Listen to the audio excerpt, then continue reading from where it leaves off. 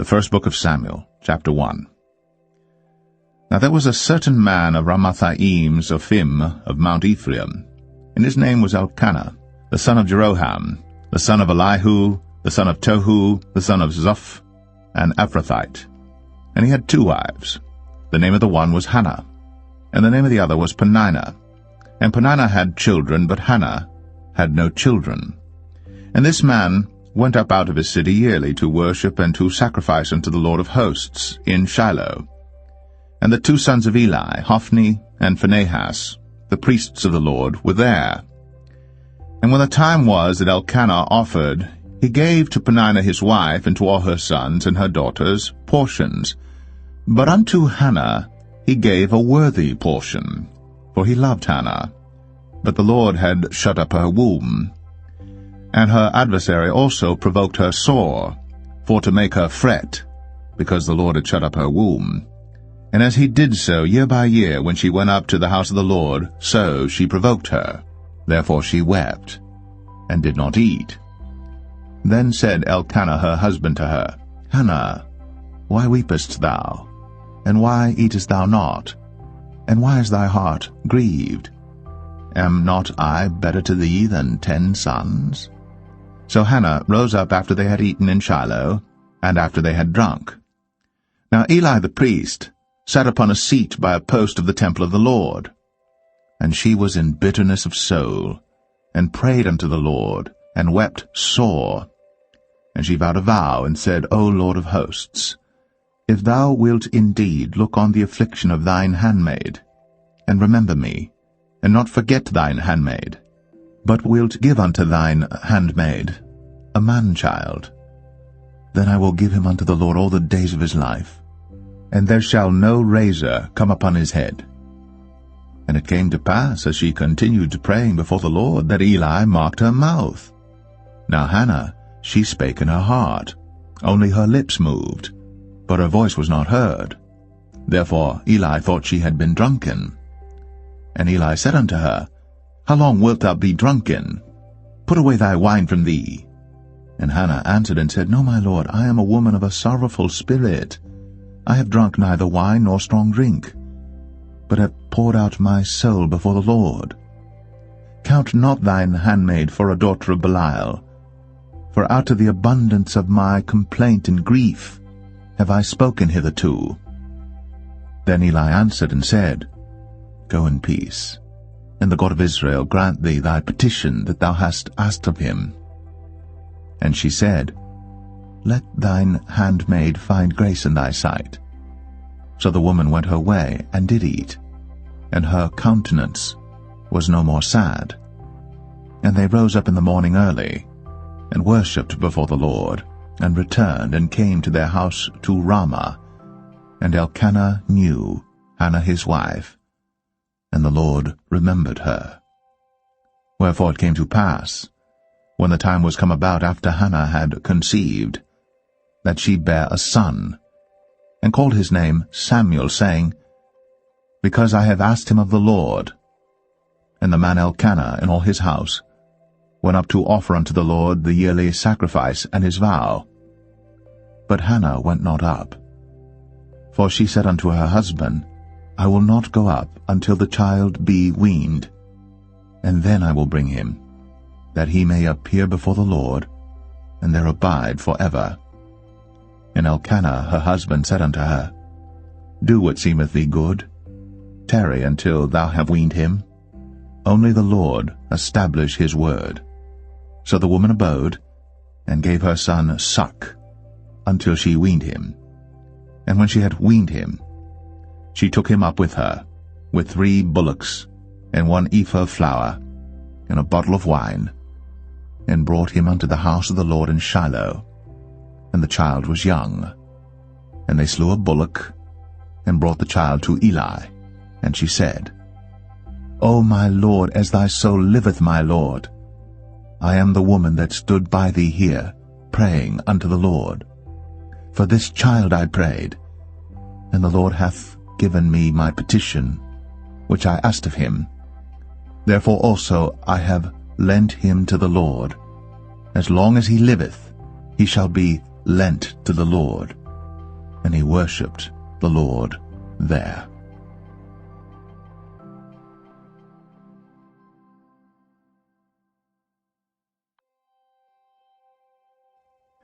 First Samuel chapter 2. And Hannah prayed and said, My heart rejoiceth in the Lord. Mine horn is exalted in the Lord.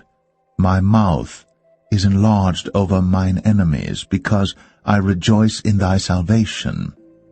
There is none holy as the Lord, for there is none beside thee, neither is there any rock like our God. Talk no more so exceeding proudly. Let not arrogancy come out of your mouth. For the Lord is a God of knowledge, and by him actions are weighed. The bows of the mighty men are broken, and they that stumbled are girded with strength. They that were full have hired out themselves for bread, and they that were hungry ceased, so that the barren hath borne 7, and she that hath many children is waxed feeble. The Lord killeth, and maketh alive. He bringeth down to the grave, and bringeth up. The Lord maketh poor, and maketh rich. He bringeth low, and lifteth up. He raiseth up the poor out of the dust, and lifteth up the beggar from the dunghill, to set them among princes, and to make them inherit the throne of glory. For the pillars of the earth are the Lord's, and he hath set the world upon them.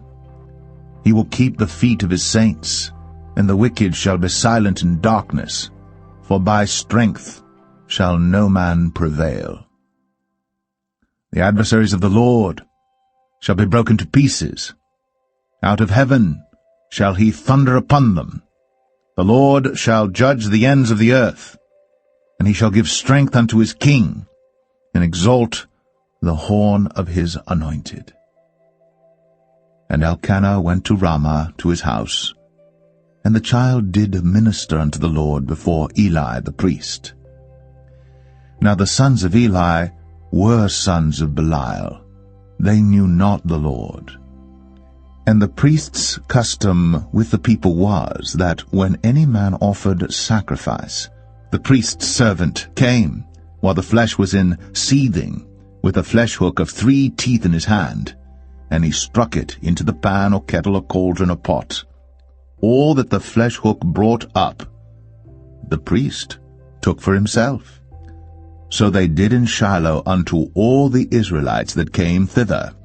Also before they burnt the fat, the priest's servant came and said to the man that sacrificed, Give flesh to roast for the priest, for he will not have sodden flesh of thee, but raw. And if any man said unto him, Let them not fail to burn the fat presently, and then take as much as thy soul desireth, then he would answer him, Nay, but thou shalt give it me now, and if not, I will take it by force. Wherefore the sin of the young men was very great before the Lord, for men abhorred the offering of the Lord. But Samuel ministered before the Lord, being a child, girded with a linen ephod. Moreover, his mother made him a little coat, and brought it to him from year to year, when she came up with her husband to offer the yearly sacrifice. And Eli blessed Elkanah and his wife, and said, The Lord give thee seed of this woman for the loan which is lent to the Lord. And they went unto their own home. And the Lord visited Hannah, so that she conceived, and bare 3 sons and 2 daughters. And the child Samuel grew before the Lord. Now Eli was very old, and heard all that his sons did unto all Israel, and how they lay with the women that assembled at the door of the tabernacle of the congregation. And he said unto them, Why do ye such things? For I hear of your evil dealings by all this people. Nay, my sons, for it is no good report that I hear. Ye make the Lord's people to transgress. If one man sin against another, the judge shall judge him. But if a man sin against the Lord, who shall entreat for him? Notwithstanding, they hearken not unto the voice of their father, because the Lord would slay them. And the child Samuel grew on, and was in favor both with the Lord and also with men. And there came a man of God unto Eli, and said unto him, Thus saith the Lord, Did I plainly appear unto the house of thy father, when they were in Egypt in Pharaoh's house? And did I choose him out of all the tribes of Israel to be my priest, to offer upon mine altar, to burn incense, to wear an ephod before me? And did I give unto the house of thy father all the offerings made by fire of the children of Israel? Wherefore kick ye at my sacrifice and at mine offering, which I have commanded in my habitation, and honourest thy sons above me, to make yourselves fat with the chiefest of all the offerings of Israel my people? Wherefore the Lord God of Israel saith, I said indeed that thy house and the house of thy father should walk before me forever. But now the Lord saith, Be it far from me, for them that honour me I will honour, and they that despise me shall be lightly esteemed. Behold, the days come that I will cut off thine arm, and the arm of thy father's house, that there shall not be an old man in thine house. And thou shalt see an enemy in my habitation, in all the wealth which God shall give Israel. And there shall not be an old man in thine house forever. And the man of thine whom I shall not cut off from mine altar shall be to consume thine eyes and to grieve thine heart, and all the increase of thine house shall die in the flower of their age. And this shall be a sign unto thee, that shall come upon thy two sons, on Hophni and Phinehas, in one day. They shall die, both of them. And I will raise me up a faithful priest, that shall do according to that which is in mine heart and in my mind. And I will build him a sure house, and he shall walk before mine anointed forever. And it shall come to pass, that every one that is left in thine house shall come and crouch to him for a piece of silver and a morsel of bread, and shall say, Put me, I pray thee, into one of the priest's offices, that I may eat a piece of bread.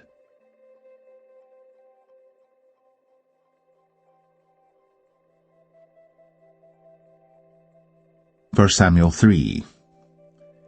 And the child Samuel ministered unto the Lord before Eli. And the word of the Lord was precious in those days. There was no open vision.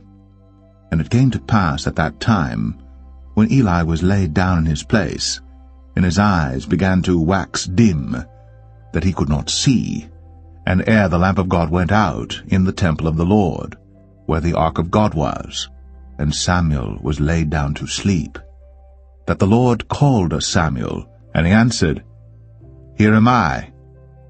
And he ran unto Eli, and said, Here am I, for thou calledst me. And he said, I called not, lie down again. And he went and lay down. And the Lord called yet again, Samuel.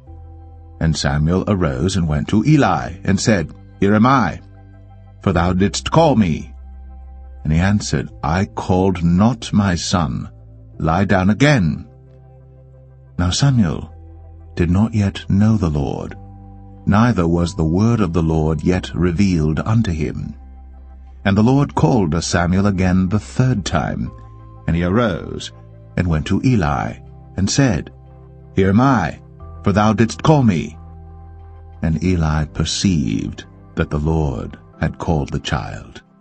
Therefore Eli said unto Samuel, Go, lie down, and it shall be, if he call thee, that thou shalt say, Speak, Lord, for thy servant heareth. So Samuel went, and lay down in his place. And the Lord came, and stood, and called, as at other times, Samuel, Samuel. Then Samuel answered, Speak, for thy servant heareth. And the Lord said to Samuel, Behold, I will do a thing in Israel, at which both the ears of every one that heareth it shall tingle. In that day I will perform against Eli all things which I have spoken concerning his house, When I begin, I will also make an end. For I have told him that I will judge his house forever for the iniquity which he knoweth, because his sons made themselves vile, and he restrained them not. And therefore I have sworn unto the house of Eli, that the iniquity of Eli's house shall not be purged with sacrifice nor offering forever. And Samuel lay until the morning, and opened the doors of the house of the Lord. And Samuel feared to show Eli the vision. Then Eli called Samuel, and said, Samuel, my son. And he answered, Here am I. And he said, What is the thing that the Lord hath said unto thee? I pray thee, hide it not from me. God do so to thee, and more also, if thou hide anything from me of all the things that he said unto thee. And Samuel told him every whit, and hid nothing from him. And he said, It is the Lord. Let him do what seemeth him good. And Samuel grew, and the Lord was with him, and did let none of his words fall to the ground. And all Israel from Dan even to Beersheba knew that Samuel was established to be a prophet of the Lord. And the Lord appeared again in Shiloh. For the Lord revealed himself to Samuel in Shiloh by the word of the Lord.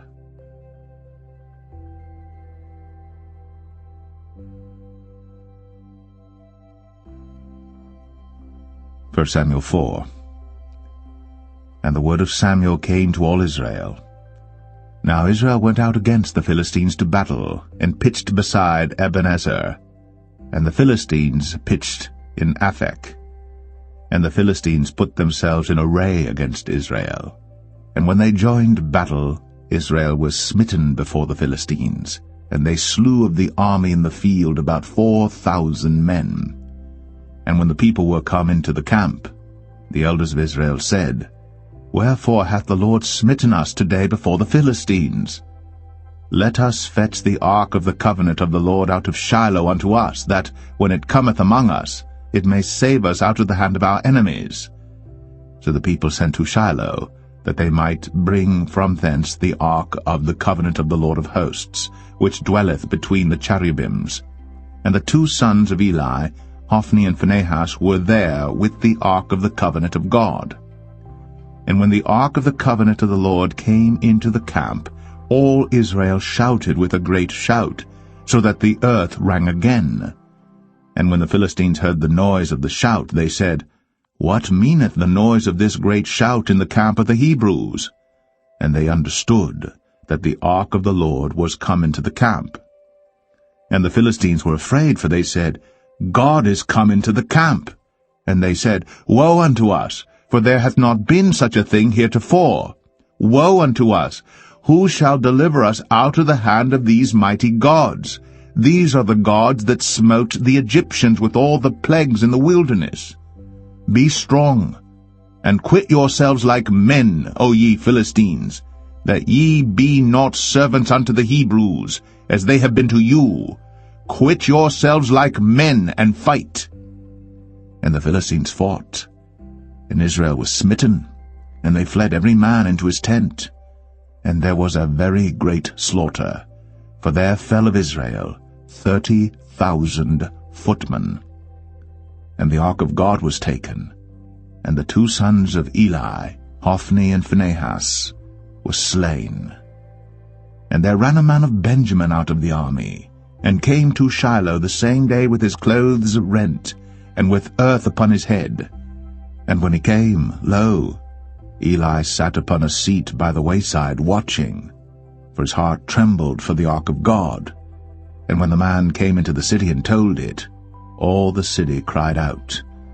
And when Eli heard the noise of the crying, he said, What meaneth the noise of this tumult? And the man came in hastily, and told Eli. Now Eli was 98 years old, and his eyes were dim, that he could not see. And the man said unto Eli, I am he that came out of the army, and I fled today out of the army. And he said, What is that done, my son? And the messenger answered and said, Israel is fled before the Philistines, and there hath been also a great slaughter among the people. and thy 2 sons also, Hophni and Phinehas, are dead, and the ark of God is taken. And it came to pass, when he made mention of the ark of God, that he fell from off the seat backward by the side of the gate, and his neck brake, and he died. For he was an old man and heavy, and he had judged Israel 40 years. And his daughter-in-law Phinehas' wife was with child, near to be delivered.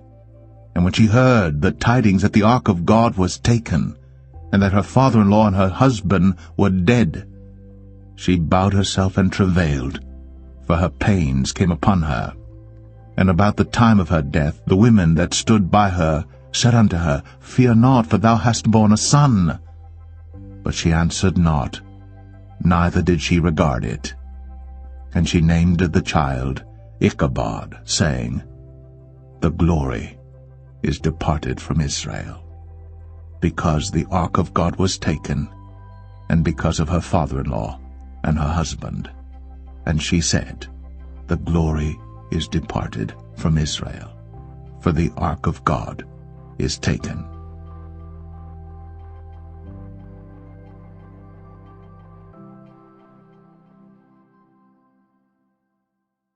1 Samuel 5. And the Philistines took the ark of God, and brought it from Ebenezer unto Ashdod. When the Philistines took the ark of God, they brought it into the house of Dagon, and set it by Dagon. And when they of Ashdod arose early on the morrow, behold, Dagon was fallen upon his face to the earth before the ark of the Lord. And they took Dagon, and set him in his place again. And when they arose early on the morrow morning, behold, Dagon was fallen upon his face to the ground before the ark of the Lord, and the head of Dagon, and both the palms of his hands were cut off upon the threshold. Only the stump of Dagon was left to him. Therefore neither the priests of Dagon, nor any that come into Dagon's house, tread on the threshold of Dagon in Ashdod unto this day. But the hand of the Lord was heavy upon them of Ashdod, and he destroyed them, and smote them with emerods, even Ashdod, and the coast thereof. And when the men of Ashdod saw that it was so, they said, The ark of the God of Israel shall not abide with us, for his hand is sore upon us, and upon Dagon our God. They sent therefore, and gathered all the lords of the Philistines unto them, and said, What shall we do with the ark of the God of Israel? And they answered, Let the ark of the God of Israel be carried about unto Gath. And they carried the ark of the God of Israel about thither. And it was so, that after they had carried it about, the hand of the Lord was against the city with a very great destruction, and he smote the men of the city, both small and great, and they had emerods in their secret parts. Therefore they sent the ark of God to Ekron. And it came to pass, as the ark of God came to Ekron, that the Ekronites cried out, saying, They have brought about the ark of the God of Israel to us, to slay us and our people. So they sent and gathered together all the lords of the Philistines, and said, Send away the ark of the God of Israel, and let it go again to his own place, that it slay us not and our people.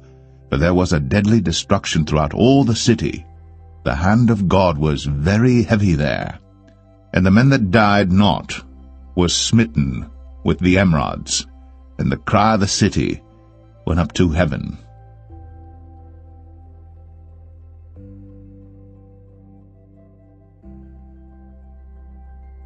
First Samuel 6. And the ark of the Lord was in the country of the Philistines 7 months. And the Philistines called for the priests and the diviners, saying, What shall we do to the ark of the Lord? Tell us wherewith we shall send it to his place. And they said, If ye send away the ark of the God of Israel, send it not empty, but in any wise return him a trespass offering. Then ye shall be healed, and it shall be known to you why his hand is not removed from you. Then said they, What shall be the trespass offering which we shall return to him? They answered, 5 golden emerods, and 5 golden mice, according to the number of the lords of the Philistines. For one plague was on you all, and on your lords. Wherefore ye shall make images of your emerods, and images of your mice that mar the land, and ye shall give glory unto the God of Israel. Peradventure he will lighten his hand from off you, and from off your gods, and from off your land. Wherefore then do ye harden your hearts, as the Egyptians and Pharaoh hardened their hearts, when he had wrought wonderfully among them? Did they not let the people go, and they departed? Now therefore make a new cart, and take 2 milch kine, on which there hath come no yoke, and tie the kine to the cart, and bring their calves home from them. And take the ark of the Lord, and lay it upon the cart, and put the jewels of gold which ye return him for a trespass offering in a coffer by the side thereof, and send it away that it may go.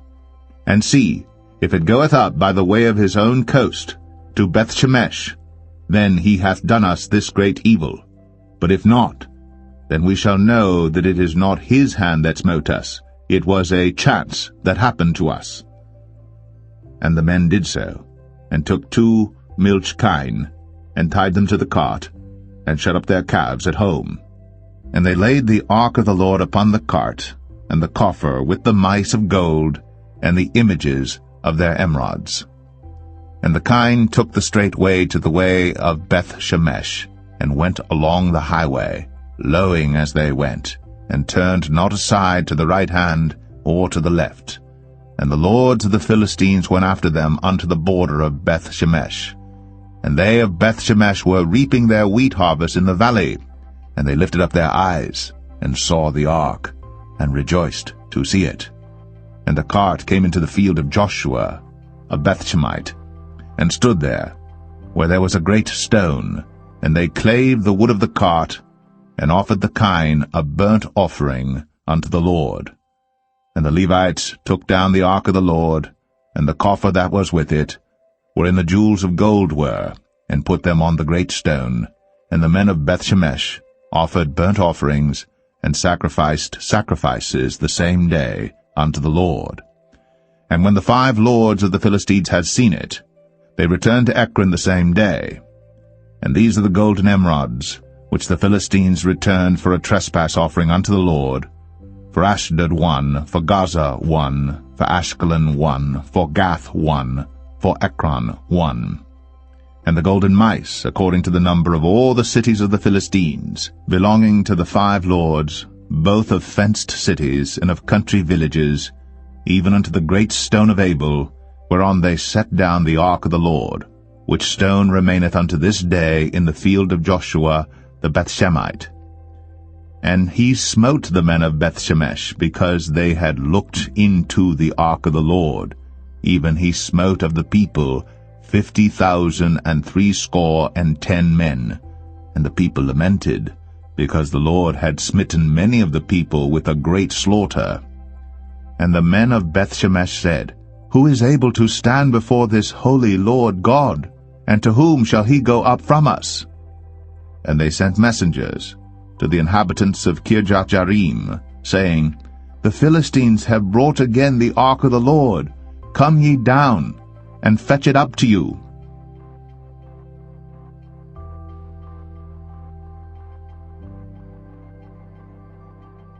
1 Samuel 7.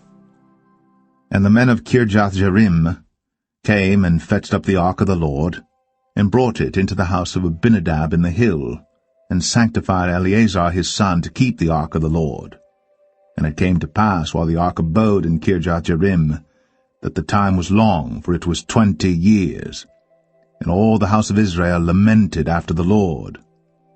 And Samuel spake unto all the house of Israel, saying, If ye do return unto the Lord with all your hearts, then put away the strange gods and Ashtoreth from among you, and prepare your hearts unto the Lord, and serve him only, and he will deliver you out of the hand of the Philistines. Then the children of Israel did put away Baalim and Ashtoreth, and served the Lord only. And Samuel said, Gather all Israel to Mizpeh, and I will pray for you unto the Lord.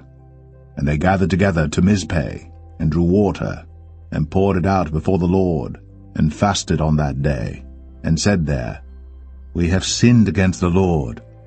And Samuel judged the children of Israel, in Mizpeh. And when the Philistines heard that the children of Israel were gathered together to Mizpeh, the lords of the Philistines went up against Israel. And when the children of Israel heard it, they were afraid of the Philistines. And the children of Israel said to Samuel, Cease not to cry unto the Lord our God for us, that he will save us out of the hand of the Philistines. And Samuel took a sucking lamb, and offered it for a burnt offering holy unto the Lord. And Samuel cried unto the Lord for Israel, and the Lord heard him. And as Samuel was offering up the burnt offering, the Philistines drew near to battle against Israel.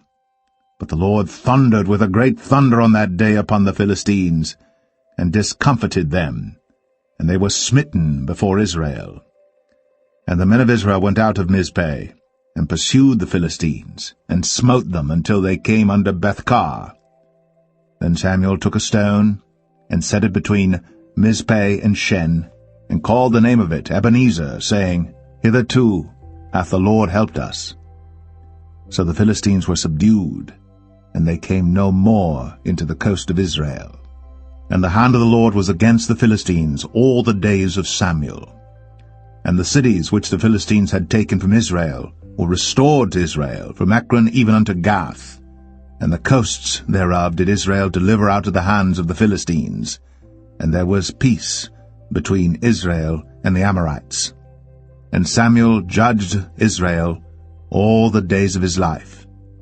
And he went from year to year in circuit to Bethel and Gilgal and Mizpeh, and judged Israel in all those places. And his return was to Ramah, for there was his house, and there he judged Israel, and there he built an altar unto the Lord.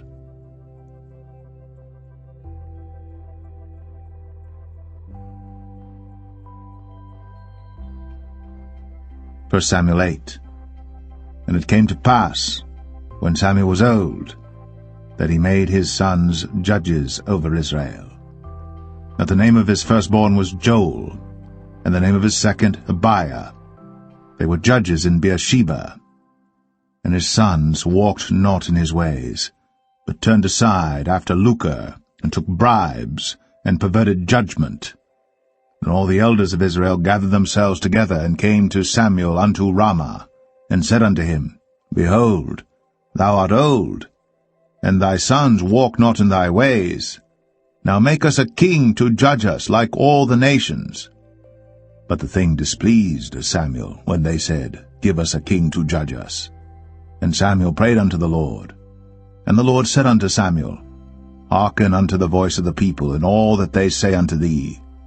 For they have not rejected thee, but they have rejected me, that I should not reign over them.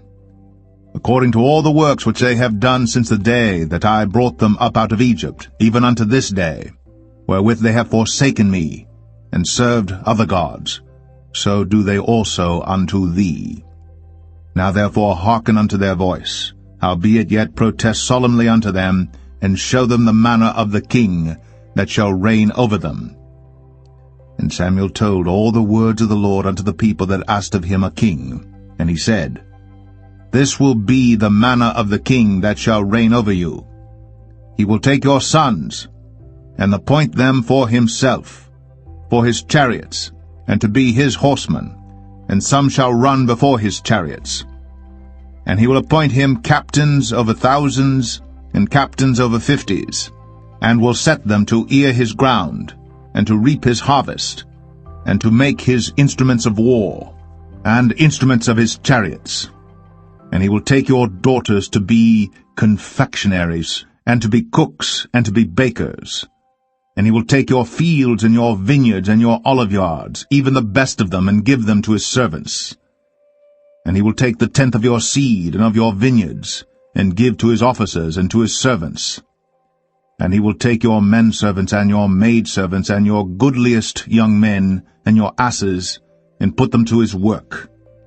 He will take the tenth of your sheep, and ye shall be his servants. And ye shall cry out in that day because of your king which ye shall have chosen you. And the Lord will not hear you in that day. Nevertheless, the people refused to obey the voice of Samuel, and they said, Nay, but we will have a king over us, that we also may be like all the nations, and that our king may judge us, and go out before us, and fight our battles. And Samuel heard all the words of the people, and he rehearsed them in the ears of the Lord. And the Lord said to Samuel, Hearken unto their voice, and make them a king. And Samuel said unto the men of Israel, Go ye every man unto his city.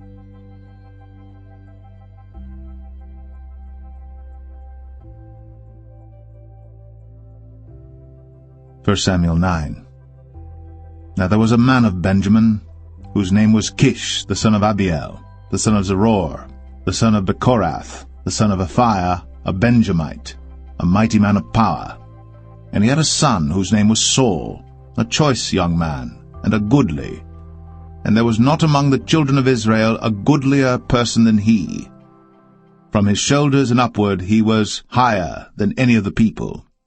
And the asses of Kish, Saul's father, were lost. And Kish said to Saul his son, Take now one of the servants with thee, and arise, go seek the asses. And he passed through Mount Ephraim, and passed through the land of Shalisha. But they found them not. Then they passed through the land of Shalim, and there they were not. And he passed through the land of the Benjamites, but they found them not. And when they were come to the land of Zuph, Saul said to his servant that was with him, Come, and let us return, lest my father leave caring for the asses, and take thought for us. And he said unto him, Behold now, there is in this city a man of God, and he is an honorable man. All that he saith cometh surely to pass. Now let us go thither. Peradventure he can show us our way that we should go. Then said Saul to his servant, But behold, if we go, what shall we bring the man? For the bread is spent in our vessels, and there is not a present to bring to the man of God. What have we? And the servant answered Saul again, and said, Behold, I have here at hand the 4th part of a shekel of silver. That will I give to the man of God, to tell us our way. Before time in Israel, when a man went to inquire of God, thus he spake, Come, and let us go to the seer. For he that is now called a prophet was before time called a seer. Then said Saul to his servant, Well said, Come, let us go. So they went unto the city where the man of God was. And as they went up the hill to the city, they found young maidens going out to draw water, and said unto them, Is the seer here? And they answered them, and said, He is. Behold, he is before you. Make haste now, for he came today to the city, for there is a sacrifice of the people today in the high place. As soon as ye be come into the city, ye shall straightway find him, before he go up to the high place to eat. For the people will not eat until he come, because he doth bless the sacrifice, and afterwards they eat that be bidden. Now therefore get you up, for about this time ye shall find him. And they went up into the city. And when they were come into the city, behold, Samuel came out against them, for to go up to the high place. Now the Lord had told Samuel in his ear a day before Saul came, saying, Tomorrow about this time I will send thee a man out of the land of Benjamin, and thou shalt anoint him to be captain over my people Israel, that he may save my people out of the hand of the Philistines. For I have looked upon my people, because their cry is, Come unto me. And when Samuel saw Saul, the Lord said unto him, Behold the man whom I spake to thee of. This same shall reign over my people. Then Saul drew near to Samuel in the gate, and said, Tell me, I pray thee, where the seer's house is. And Samuel answered Saul, and said, I am the seer. Go up before me unto the high place. For ye shall eat with me today, and tomorrow I will let thee go, and will tell thee all that is in thine heart. And as for thine asses that were lost 3 days ago, set not thy mind on them, for they are found. And on whom is all the desire of Israel? Is it not on thee, and on all thy father's house? And Saul answered and said, Am not I a Benjamite, of the smallest of the tribes of Israel, and my family the least of all the families of the tribe of Benjamin? Wherefore then speakest thou so to me? And Samuel took Saul and his servant, and brought them into the parlor, and made them sit in the chiefest place among them that were bidden, which were about 30 persons. And Samuel said unto the cook, Bring the portion which I gave thee, of which I said unto thee, Set it by thee. And the cook took up the shoulder, and that which was upon it, and set it before Saul. And Samuel said, Behold that which is left, set it before thee, and eat. For unto this time hath it been kept for thee, since I said, I have invited the people. So Saul did eat with Samuel that day. And when they were come down from the high place into the city, Samuel communed with Saul upon the top of the house. And they arose early. And it came to pass about the spring of the day that Samuel called Saul to the top of the house, saying, Up, that I may send thee away. And Saul arose. And they went out, both of them, he and Samuel, abroad. And as they were going down to the end of the city, Samuel said to Saul, Bid the servant pass on before us. And he passed on. But stand thou still a while, that I may show thee the word of God.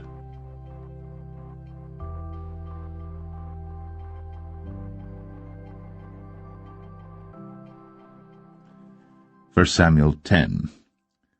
Then Samuel took a vial of oil, and poured it upon his head, and kissed him, and said, Is it not because the Lord hath anointed thee to be captain over his inheritance? When thou art departed from me today, then thou shalt find 2 men by Rachel's sepulchre, in the border of Benjamin at Zelzah. And they will say unto thee, The asses which thou wentest to seek are found, and lo, thy father hath left the care of the asses, and sorroweth for you, saying, What shall I do for my son?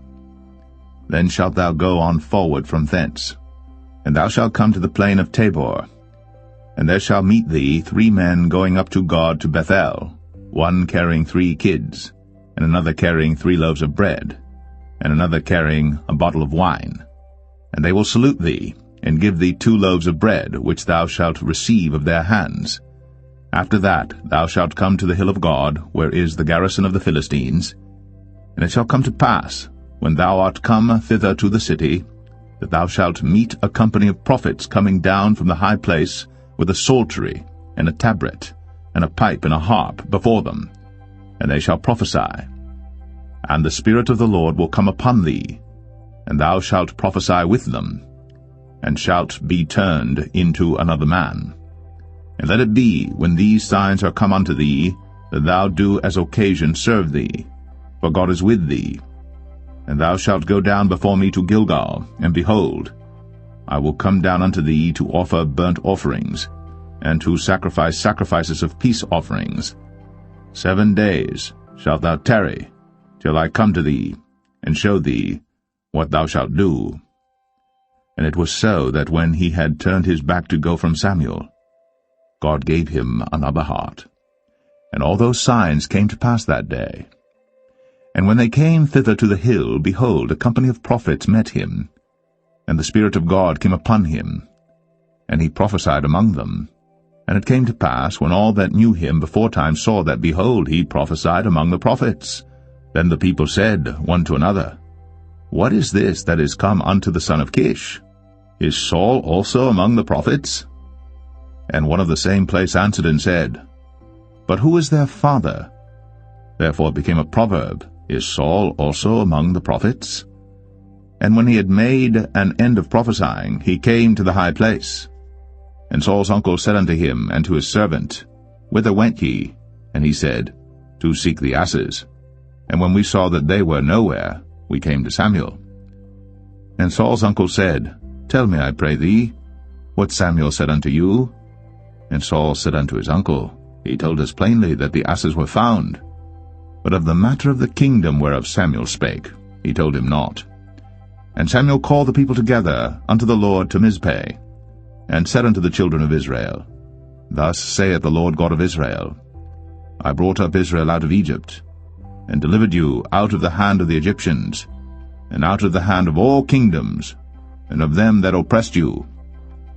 And ye have this day rejected your God, who himself saved you out of all your adversities and your tribulations. And ye have said unto him, Nay, but set a king over us. Now therefore present yourselves before the Lord by your tribes and by your thousands. And when Samuel had caused all the tribes of Israel to come near, the tribe of Benjamin was taken. When he had caused the tribe of Benjamin to come near by their families, the family of Matri was taken. And Saul the son of Kish was taken.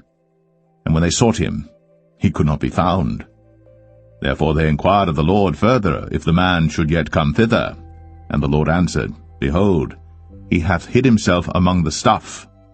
And they ran and fetched him thence.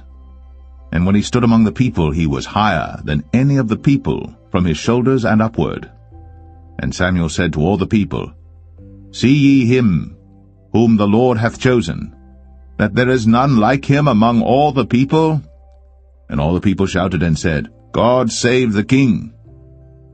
Then Samuel told the people the manner of the kingdom, and wrote it in a book, and laid it up before the Lord. And Samuel sent all the people away, every man to his house. And Saul also went home to Gibeah, and there went with him a band of men, whose hearts God had touched. But the children of Belial said, How shall this man save us? And they despised him, and brought him no presents. But he held his peace.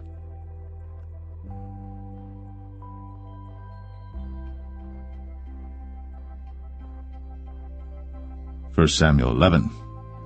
Then Nahash the Ammonite came up, and encamped against Jabesh-Gilead. And all the men of Jabesh said unto Nahash, Make a covenant with us, and we will serve thee. And Nahash the Ammonite answered them, On this condition will I make a covenant with you, that I may thrust out all your right eyes, and lay it for a reproach upon all Israel. And the elders of Jabesh said unto him, Give us 7 days' respite, that we may send messengers unto all the coasts of Israel, and then, if there be no man to save us, we will come out to thee. Then came the messengers to Gibeah of Saul, and told the tidings in the ears of the people. And all the people lifted up their voices and wept. And behold, Saul came after the herd out of the field, and Saul said, What aileth the people that they weep? And they told him the tidings of the men of Jabesh. And the Spirit of God came upon Saul when he heard those tidings, and his anger was kindled greatly. And he took a yoke of oxen, and hewed them in pieces, and sent them throughout all the coast of Israel by the hands of messengers, saying, Whosoever cometh not forth after Saul and after Samuel, so shall it be done unto his oxen. And the fear of the Lord fell on the people, and they came out with one consent. And when he numbered them in Bezek, the children of Israel were 300,000, and the men of Judah 30,000. And they said unto the messengers that came, Thus shall ye say unto the men of Jabesh-Gilead, Tomorrow by that time the sun be hot, ye shall have help. And the messengers came and showed it to the men of Jabesh, and they were glad. Therefore the men of Jabesh said, Tomorrow we will come out unto you, and ye shall do with us all that seemeth good unto you. And it was so in the morrow, that Saul put the people in 3 companies, and they came into the midst of the host in the morning watch, and slew the Ammonites until the heat of the day. And it came to pass, that they which remained were scattered, so that 2 of them were not left together. And the people said unto Samuel, Who is he that said, Shall Saul reign over us? Bring the men, that we may put them to death. And Saul said, There shall not a man be put to death this day, for today the Lord hath wrought salvation in Israel. Then said Samuel to the people, Come, and let us go to Gilgal, and renew the kingdom there. And all the people went to Gilgal, and there they made Saul king before the Lord in Gilgal. And there they sacrificed sacrifices of peace offerings before the Lord. And there Saul and all the men of Israel rejoiced greatly.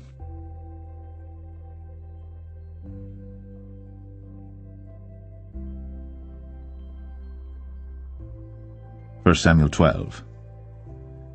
And Samuel said unto all Israel, Behold, I have hearkened unto your voice in all that ye said unto me, and have made a king over you. And now, behold, the king walketh before you. And I am old and grey-headed, and behold, my sons are with you. And I have walked before you from my childhood unto this day. Behold, here I am. Witness against me before the Lord and before his anointed, whose ox have I taken? Or whose ass have I taken? Or whom have I defrauded? Whom have I oppressed? Or of whose hand have I received any bribe to blind mine eyes therewith? And I will restore it you. And they said, Thou hast not defrauded us, nor oppressed us, neither hast thou taken aught of any man's hand. And he said unto them, The Lord is witness against you, and his anointed is witness this day, that ye have not found aught in my hand. And they answered, He is witness.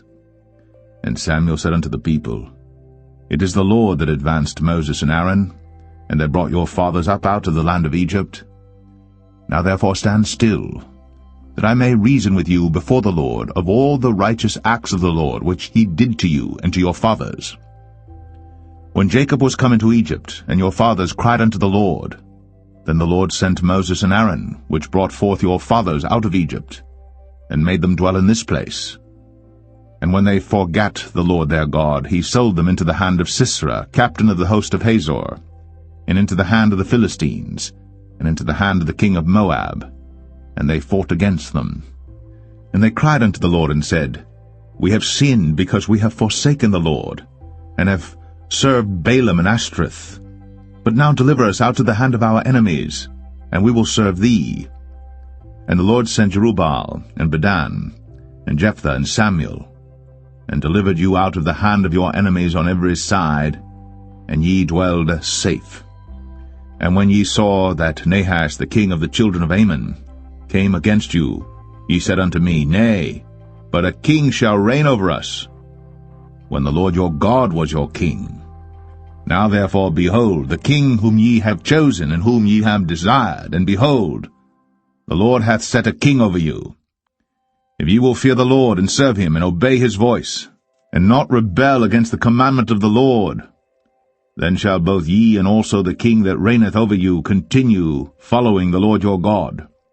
But if ye will not obey the voice of the Lord, but rebel against the commandment of the Lord, then shall the hand of the Lord be against you, as it was against your fathers. Now therefore stand and see this great thing which the Lord will do before your eyes. Is it not wheat harvest today? I will call unto the Lord, and he shall send thunder and rain, that ye may perceive and see that your wickedness is great, which ye have done in the sight of the Lord in asking you a king. So Samuel called unto the Lord, and the Lord sent thunder and rain that day. And all the people greatly feared the Lord and Samuel. And all the people said unto Samuel, Pray for thy servants unto the Lord thy God, that we die not, for we have added unto all our sins this evil, to ask us a king. And Samuel said unto the people, Fear not, ye have done all this wickedness, yet turn not aside from following the Lord, but serve the Lord with all your heart, and turn ye not aside. For then should ye go after vain things which cannot profit nor deliver, for they are vain. For the Lord will not forsake his people for his great name's sake, because it hath pleased the Lord to make you his people. Moreover, as for me, God forbid that I should sin against the Lord in ceasing to pray for you. But I will teach you the good and the right way. Only fear the Lord, and serve him in truth with all your heart.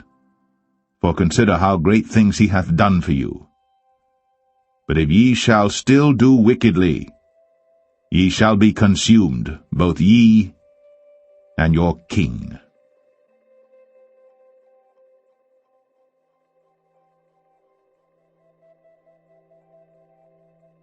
1 Samuel 13. Saul reigned 1 year.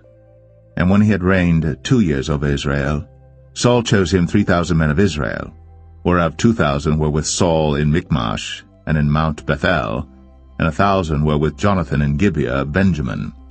And the rest of the people he sent every man to his tent. And Jonathan smote the garrison of the Philistines that was in Geba. And the Philistines heard of it.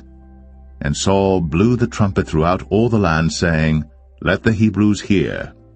And all Israel heard say that Saul had smitten a garrison of the Philistines, and that Israel also was had in abomination with the Philistines. And the people were called together after Saul to Gilgal. And the Philistines gathered themselves together to fight with Israel, 30,000 chariots and 6,000 horsemen, and people as the sand which is on the seashore in multitude.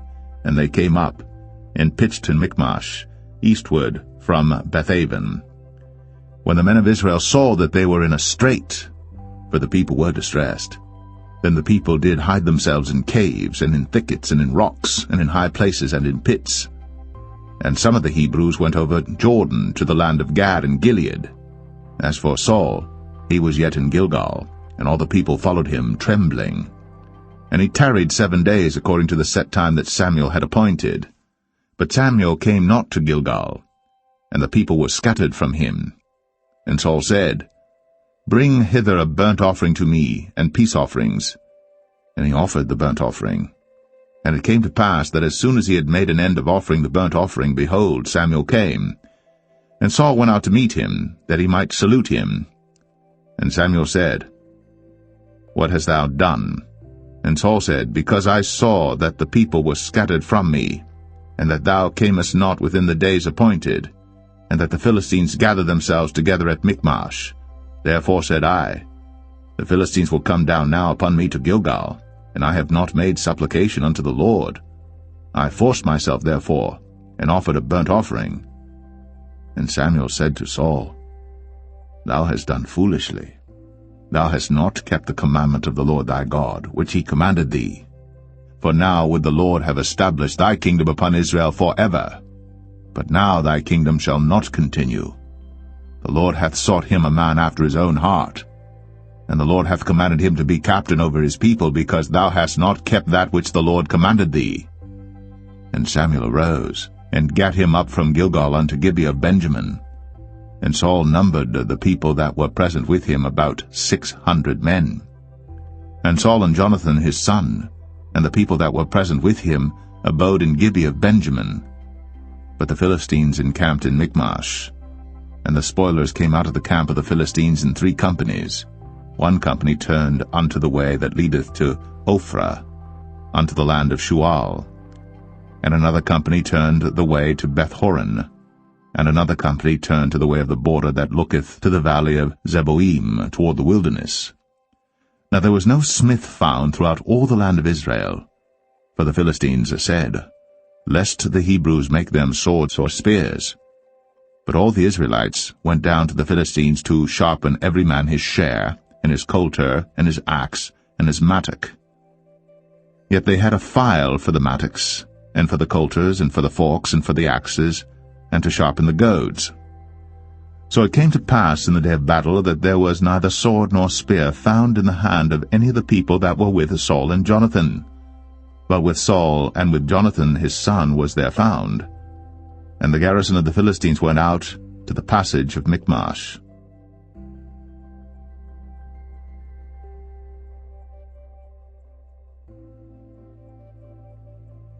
1 Samuel 14.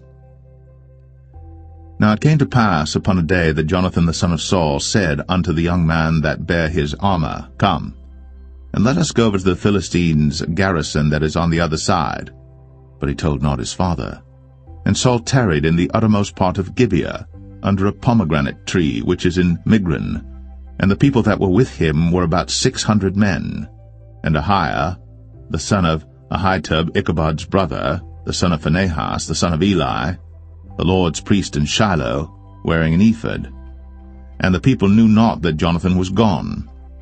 And between the passages, by which Jonathan sought to go over unto the Philistines' garrison, there was a sharp rock on the one side, and a sharp rock on the other side. And the name of the one was Bozez, and the name of the other Sinai. The forefront of the one was situate northward over against Michmash, and the other southward over against Gibeah. And Jonathan said to the young men that bare his armor, Come, and let us go over unto the garrison of these uncircumcised, It may be that the Lord will work for us, for there is no restraint to the Lord to save by many or by few. And his armor-bearer said unto him, Do all that is in thine heart, turn thee, behold, I am with thee according to thy heart. Then said Jonathan, Behold, we will pass over unto these men, and we will discover ourselves unto them. If they say thus unto us, Tarry until we come to you, then we will stand still in our place, and will not go up unto them. But if they say thus, Come up unto us, then we will go up, for the Lord hath delivered them into our hand, and this shall be a sign unto us. And both of them discovered themselves unto the garrison of the Philistines. And the Philistines said, Behold, the Hebrews come forth out of the holes where they had hid themselves. And the men of the garrison answered Jonathan and his armor-bearer, and said, Come up to us, and we will show you a thing. And Jonathan said unto his armor-bearer, Come up after me, for the Lord hath delivered them into the hand of Israel. And Jonathan climbed up upon his hands and upon his feet, and his armor-bearer after him, and they fell before Jonathan, and his armor-bearer slew after him. And that first slaughter which Jonathan and his armor-bearer made was about 20 men, within as it were an half-acre of land, which a yoke of oxen might plough. And there was trembling in the host, in the field, and among all the people. The garrison and the spoilers, they also trembled, and the earth quaked. So it was a very great trembling. And the watchmen of Saul and Gibeah of Benjamin looked, and behold, the multitude melted away, and they went on beating down one another. Then said Saul unto the people that were with him, Number now, and see who is gone from us. And when they had numbered, behold, Jonathan and his armor-bearer were not there. And Saul said unto Ahiah, Bring hither the ark of God. For the ark of God was at that time with the children of Israel.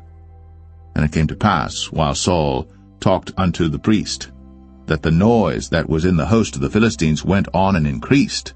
And Saul said unto the priest, Withdraw thine hand. And Saul and all the people that were with him assembled themselves. And they came to the battle. And behold, every man's sword was against his fellow, and there was a very great discomfiture. Moreover, the Hebrews that were with the Philistines before that time, which went up with them into the camp from the country round about, even they also turned to be with the Israelites that were with Saul and Jonathan. Likewise all the men of Israel, which had hid themselves in Mount Ephraim, when they heard that the Philistines fled, even they also followed hard after them in the battle. So the Lord saved Israel that day. And the battle passed over unto Bethaven. And the men of Israel were distressed that day. For Saul had adjured the people, saying, Cursed be the man that eateth any food until evening, that I may be avenged on mine enemies. So none of the people tasted any food. And all they of the land came to a wood, and there was honey upon the ground. And when the people were come into the wood, behold, the honey dropped. But no man put his hand to his mouth, for the people feared the oath. But Jonathan heard not, when his father charged the people with the oath, wherefore he put forth the end of the rod that was in his hand, and dipped it in an honeycomb, and put his hand to his mouth, and his eyes were enlightened. Then answered one of the people, and said, Thy father straitly charged the people with an oath, saying, Cursed be the man that eateth any food this day. And the people were faint. Then said Jonathan, My father hath troubled the land. See, I pray you, how mine eyes have been enlightened, because I tasted a little of this honey. How much more, if haply the people had eaten freely today of the spoil of their enemies which they found? For had there not been now a much greater slaughter among the Philistines? And they smote the Philistines that day, from Michmash to Ajalon. And the people were very faint. And the people flew upon the spoil, and took sheep and oxen and calves, and slew them on the ground.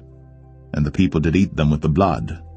Then they told Saul, saying, Behold, the people sin against the Lord, in that they eat with the blood. And he said, Ye have transgressed. Roll a great stone unto me this day.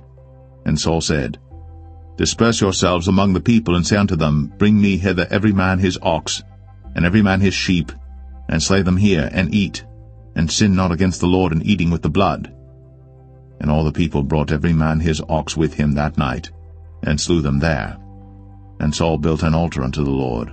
The same was the first altar that he built unto the Lord. And Saul said, Let us go down after the Philistines by night, and spoil them until the morning light, and let us not leave a man of them. And they said, Do whatsoever seemeth good unto thee. Then said the priest, Let us draw near hither unto God. And Saul asked counsel of God, Shall I go down after the Philistines? Wilt thou deliver them into the hand of Israel?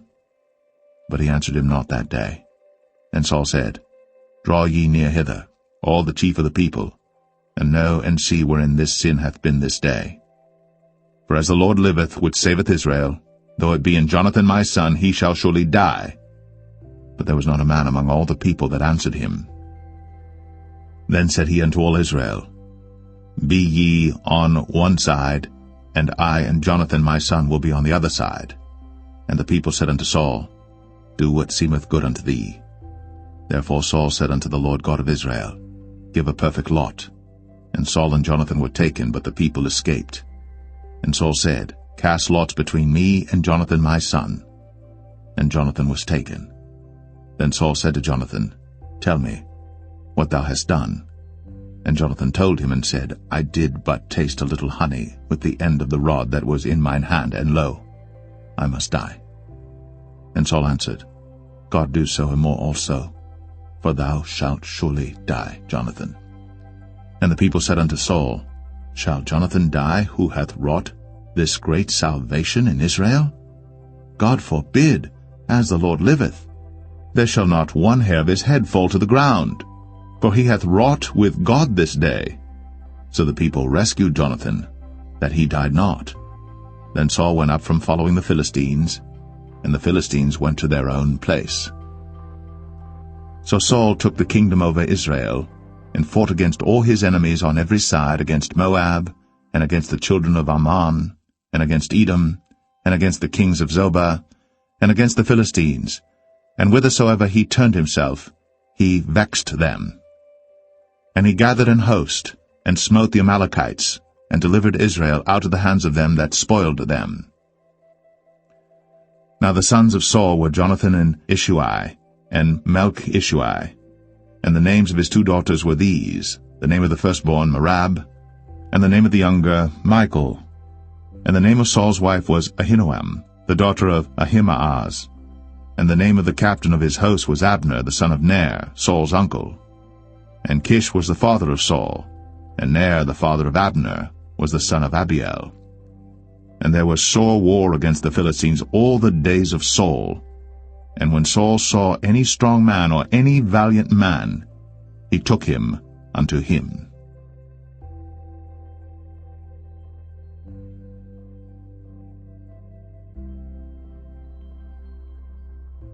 1 Samuel 15. Samuel also said unto Saul, The Lord sent me to anoint thee to be king over his people, over Israel. Now therefore hearken thou unto the voice of the words of the Lord. Thus saith the Lord of hosts, I remember that which Amalek did to Israel, how he laid wait for him in the way when he came up from Egypt. Now go, and smite Amalek, and utterly destroy all that they have, and spare them not, but slay both man and woman, infant and suckling, ox and sheep, camel and ass. And Saul gathered the people together, and numbered them in Telaim 200,000 footmen, and 10,000 men of Judah. And Saul came to a city of Amalek, and laid wait in the valley. And Saul said unto the Kenites, Go, depart, get you down from among the Amalekites, lest I destroy you with them. For ye showed kindness to all the children of Israel when they came up out of Egypt. So the Kenites departed from among the Amalekites.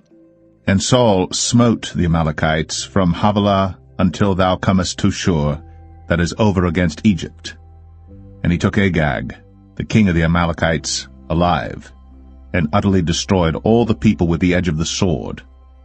But Saul and the people spared Agag, and the best of the sheep, and of the oxen, and of the fatlings, and the lambs, and all that was good, and would not utterly destroy them.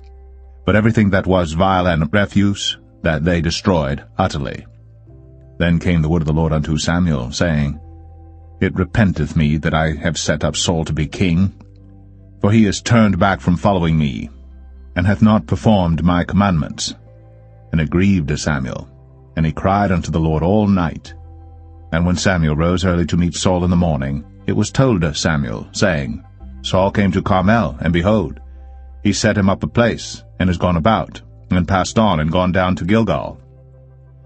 And Samuel came to Saul, and Saul said unto him, Blessed be thou of the Lord, I have performed the commandment of the Lord.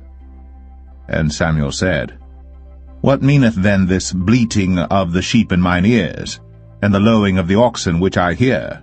And Saul said, They have brought them from the Amalekites, for the people spared the best of the sheep and of the oxen to sacrifice unto the Lord thy God, and the rest we have utterly destroyed. Then Samuel said unto Saul, Stay, and I will tell thee what the Lord hath said to me this night. And he said unto him, Say on. And Samuel said, When thou wast little in thine own sight, wast thou not made the head of the tribes of Israel? And the Lord anointed thee king over Israel? And the Lord sent thee on a journey, and said, Go, and utterly destroy the sinners, the Amalekites, and fight against them until they be consumed. Wherefore then didst thou not obey the voice of the Lord, but didst fly upon the spoil, and didst evil in the sight of the Lord? And Saul said unto Samuel, Yea, I have obeyed the voice of the Lord, and have gone the way which the Lord sent me, and have brought Agag, the king of Amalek, and have utterly destroyed the Amalekites. But the people took of the spoil sheep and oxen, the chief of the things which should have been utterly destroyed, to sacrifice unto the Lord thy God in Gilgal. And Samuel said, Hath the Lord as great delight in burnt offerings and sacrifices as in obeying the voice of the Lord? Behold, to obey is better than sacrifice, and to hearken than the fat of rams. For rebellion is as the sin of witchcraft, and stubbornness is as iniquity and idolatry. Because thou hast rejected the word of the Lord, he hath also rejected thee from being king. And Saul said unto Samuel, I have sinned, for I have transgressed the commandment of the Lord, and thy words, because I feared the people, and obeyed their voice. Now therefore, I pray thee, pardon my sin, and turn again with me, that I may worship the Lord. And Samuel said unto Saul, I will not return with thee, for thou hast rejected the word of the Lord, and the Lord hath rejected thee from being king over Israel. And as Samuel turned about to go away, he laid hold upon the skirt of his mantle, and it rent. And Samuel said unto him, The Lord hath rent the kingdom of Israel from thee this day, and hath given it to a neighbor of thine, that is better than thou. And also the strength of Israel will not lie nor repent, for he is not a man that he should repent. Then he said, I have sinned. Yet honor me now, I pray thee, before the elders of my people, and before Israel, and turn again with me, that I may worship the Lord thy God. So Samuel turned again after Saul, and Saul worshipped the Lord. Then said Samuel, Bring ye hither to me Agag the king of the Amalekites. And Agag came unto him delicately, and Agag said, Surely the bitterness of death is past. And Samuel said, As thy sword hath made women childless, so shall thy mother be childless among women. And Samuel hewed Agag in pieces before the Lord in Gilgal. Then Samuel went to Ramah, and Saul went up to his house to Gibeah of Saul. And Samuel came no more to see Saul until the day of his death. Nevertheless Samuel mourned for Saul, and the Lord repented that he had made Saul king over Israel.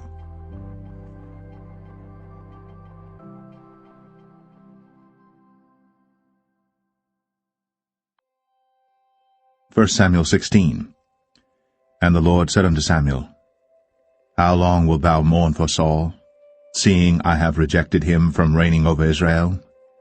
Fill thine horn with oil, and go. I will send thee to Jesse the Bethlehemite, for I have provided me a king among his sons. And Samuel said, How can I go? If Saul hear it, he will kill me. And the Lord said, Take an heifer with thee, and say, I am come to sacrifice to the Lord. And call Jesse to the sacrifice. And I will show thee what thou shalt do. and thou shalt anoint unto me him whom I name unto thee. And Samuel did that which the Lord spake, and came to Bethlehem. And the elders of the town trembled at his coming, and said, Comest thou peaceably? And he said, Peaceably. I am come to sacrifice unto the Lord. Sanctify yourselves, and come with me to the sacrifice. And he sanctified Jesse and his sons, and called them to the sacrifice. And it came to pass, when they were come, that he looked on Eliab, and said, Surely the Lord's anointed is before him. But the Lord said unto Samuel, Look not on his countenance, or on the height of his stature, because I have refused him.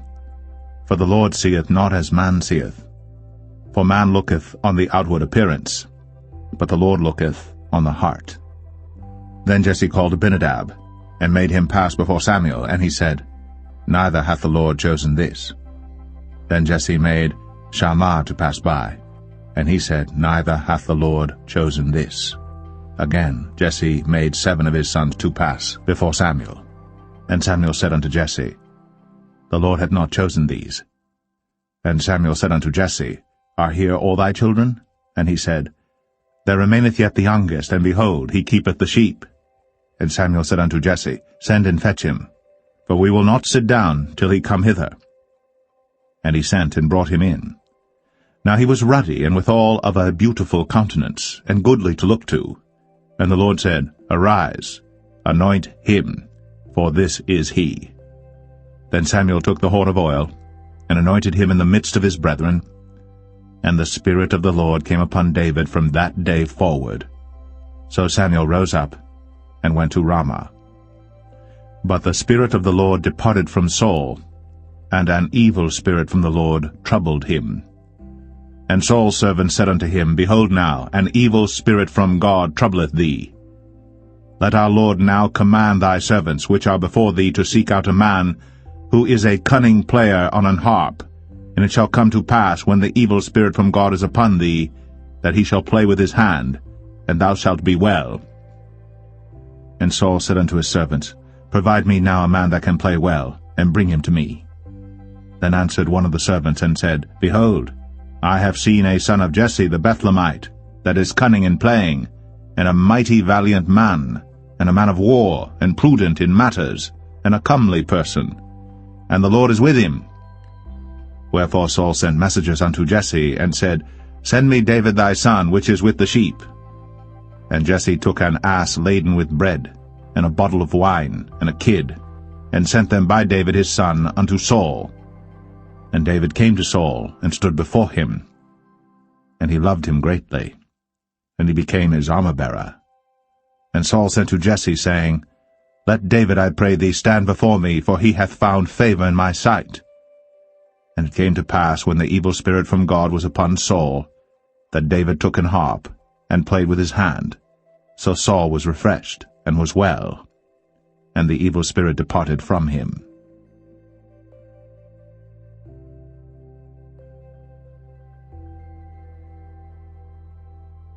1 Samuel 17.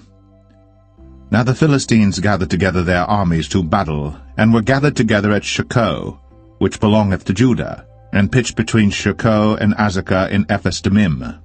And Saul and the men of Israel were gathered together, and pitched by the valley of Elah, and set the battle in array against the Philistines.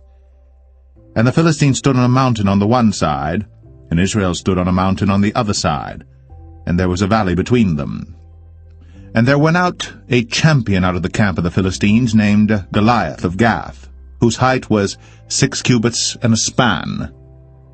And he had an helmet of brass upon his head, and he was armed with a coat of mail, and the weight of the coat was 5,000 shekels of brass. And he had greaves of brass upon his legs, and a target of brass between his shoulders. And the staff of his spear was like a weaver's beam, and his spear's head weighed 600 shekels of iron, and one bearing a shield went before him.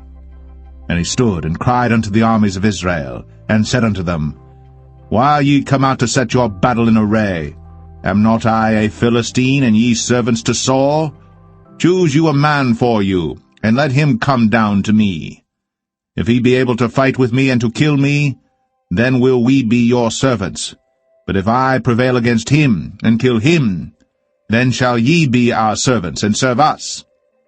Whom the Philistine said, I defy the armies of Israel this day. Give me a man, that we may fight together. When Saul and all Israel heard those words of the Philistine, they were dismayed and greatly afraid. Now David was the son of that Ephrathite of Bethlehem, Judah, whose name was Jesse, and he had 8 sons. And the man went among men for an old man in the days of Saul. And the 3 eldest sons of Jesse went and followed Saul to the battle. And the names of his 3 sons that went to the battle were Eliab the firstborn, and next unto him Abinadab, and the third Shammah. And David was the youngest, and the 3 eldest followed Saul. But David went and returned from Saul to feed his father's sheep at Bethlehem. And the Philistine drew near morning and evening, and presented himself 40 days. And Jesse said unto David his son, Take now for thy brethren an ephah of this parched corn, and these 10 loaves, and run to the camp to thy brethren. And carry these 10 cheeses unto the captain of their 1,000, and look how thy brethren fare, and take their pledge. Now Saul and they, and all the men of Israel, were in the valley of Elah, fighting with the Philistines. And David rose up early in the morning, and left the sheep with a keeper, and took and went, as Jesse had commanded him. And he came to the trench, as the host was going forth to the fight, and shouted for the battle. For Israel and the Philistines had put the battle in array, army against army. And David left his carriage in the hand of the keeper of the carriage, and ran into the army, and came and saluted his brethren. And as he talked with them, behold, there came up the champion, the Philistine of Gath, Goliath by name, out of the armies of the Philistines, and spake according to the same words, and David heard them. And all the men of Israel, when they saw the man, fled from him, and were sore afraid. And the men of Israel said, Have ye seen this man that is come up? Surely to defy Israel is he come up. And it shall be that the man who killeth him, the king will enrich him with great riches, and will give him his daughter, and make his father's house free in Israel. And David spake to the men that stood by him, saying, What shall be done to the man that killeth this Philistine, and taketh away the reproach from Israel? For who is this uncircumcised Philistine, that he should defy the armies of the living God?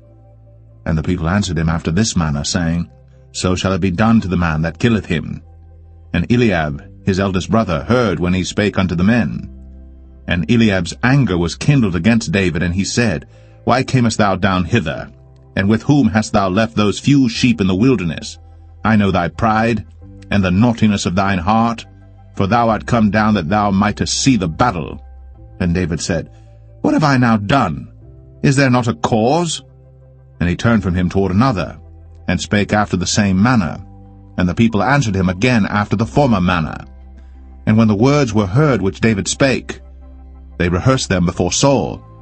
And he sent for him.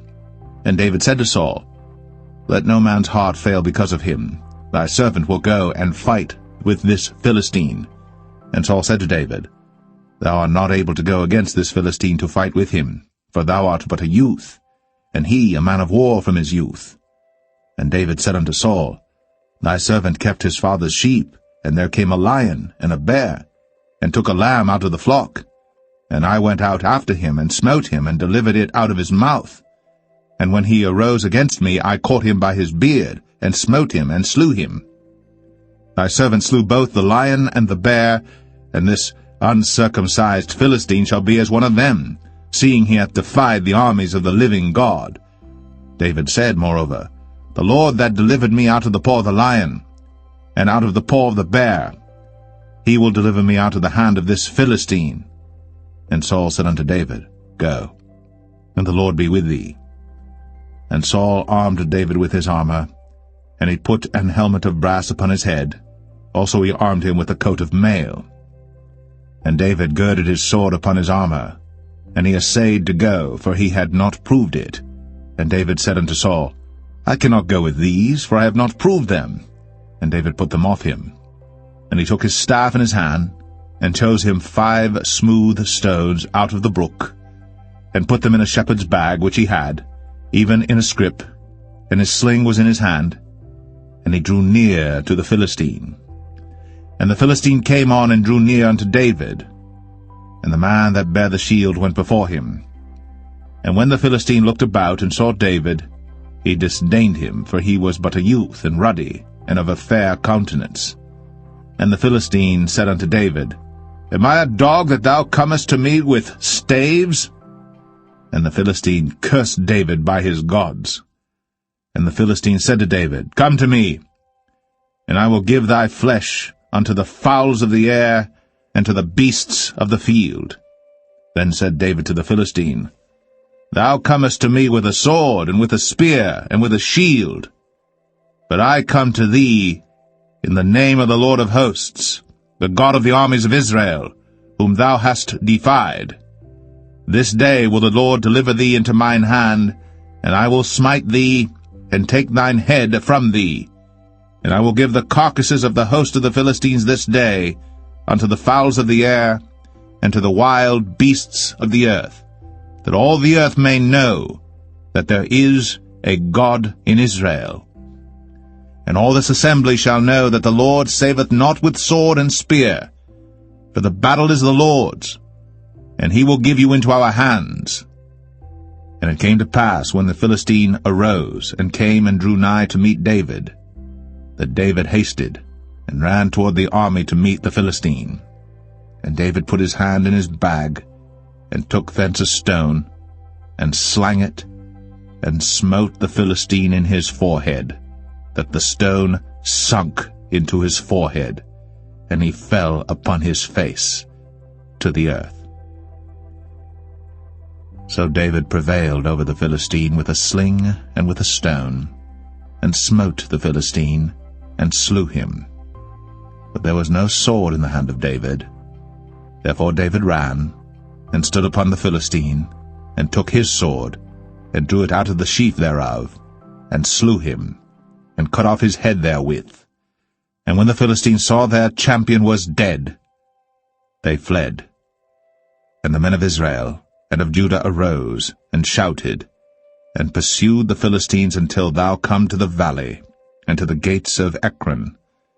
And the wounded of the Philistines fell down by the way to Sharaim, even unto Gath and unto Ekron.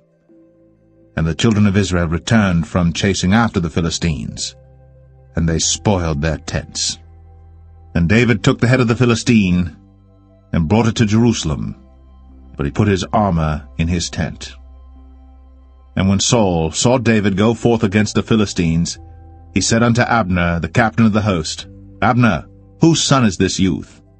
And Abner said, As thy soul liveth, O king, I cannot tell. And the king said, Inquire thou whose son the stripling is. And as David returned from the slaughter of the Philistine, Abner took him, and brought him before Saul with the head of the Philistine in his hand. And Saul said to him, Whose son art thou, thou young man? And David answered, I am the son of thy servant Jesse, the Bethlehemite.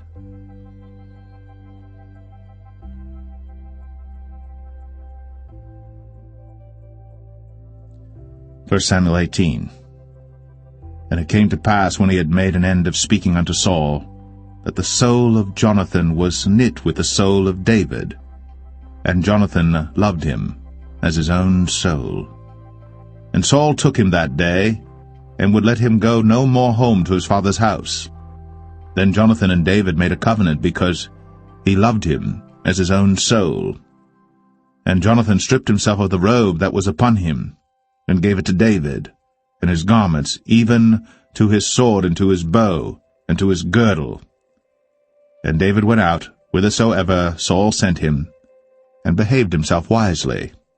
And Saul set him over the men of war, and he was accepted in the sight of all the people, and also in the sight of Saul's servants. And it came to pass, as they came, when David was returned from the slaughter of the Philistine, that women came out of all cities of Israel, singing and dancing to meet King Saul, with tabrets, with joy, and with instruments of music. And the women answered one another as they played, and said, Saul hath slain his thousands, and David his 10,000s. And Saul was very wroth. And the saying displeased him, and he said, They have ascribed unto David 10,000s, and to me they have ascribed but thousands. And what can he have more but the kingdom? And Saul eyed David, from that day and forward. And it came to pass on the morrow that the evil spirit from God came upon Saul, and he prophesied in the midst of the house, and David played with his hand, as at other times. And there was a javelin in Saul's hand. And Saul cast the javelin, for he said, I will smite David even to the wall with it. And David avoided out of his presence twice. And Saul was afraid of David, because the Lord was with him, and was departed from Saul. Therefore Saul removed him from him, and made him his captain over 1,000. And he went out and came in before the people. And David behaved himself wisely in all his ways, and the Lord was with him. Wherefore when Saul saw that he behaved himself very wisely, he was afraid of him. But all Israel and Judah loved David, because he went out and came in before them. And Saul said to David, Behold my elder daughter Merab, her will I give thee to wife.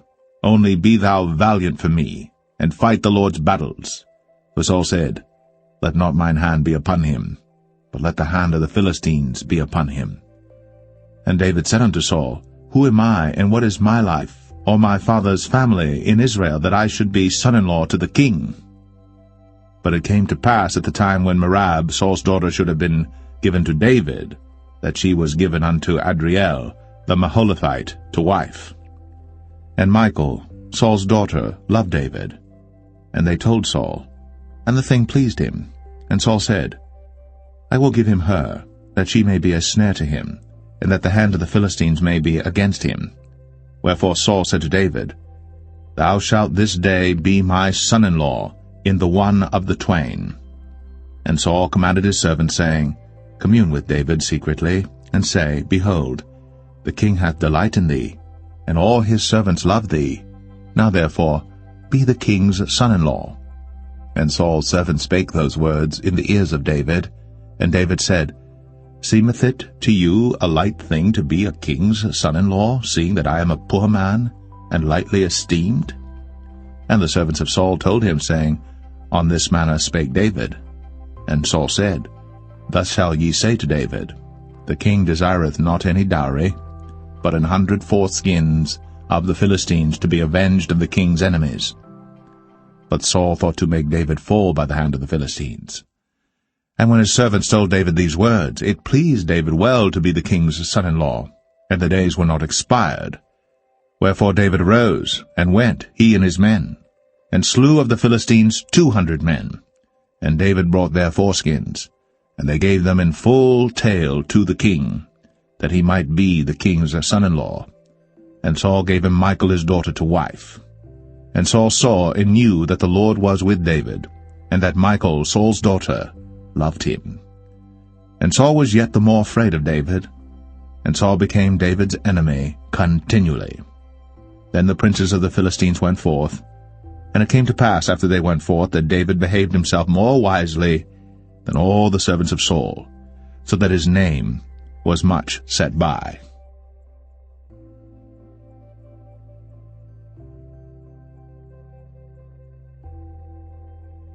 1 Samuel 19. And Saul spake to Jonathan his son, and to all his servants, that they should kill David. But Jonathan Saul's son delighted much in David. And Jonathan told David, saying, Saul my father seeketh to kill thee. Now therefore I pray thee, take heed to thyself until the morning, and abide in a secret place, and hide thyself. And I will go out and stand beside my father in the field where thou art, and I will commune with my father of thee, and what I see, that I will tell thee.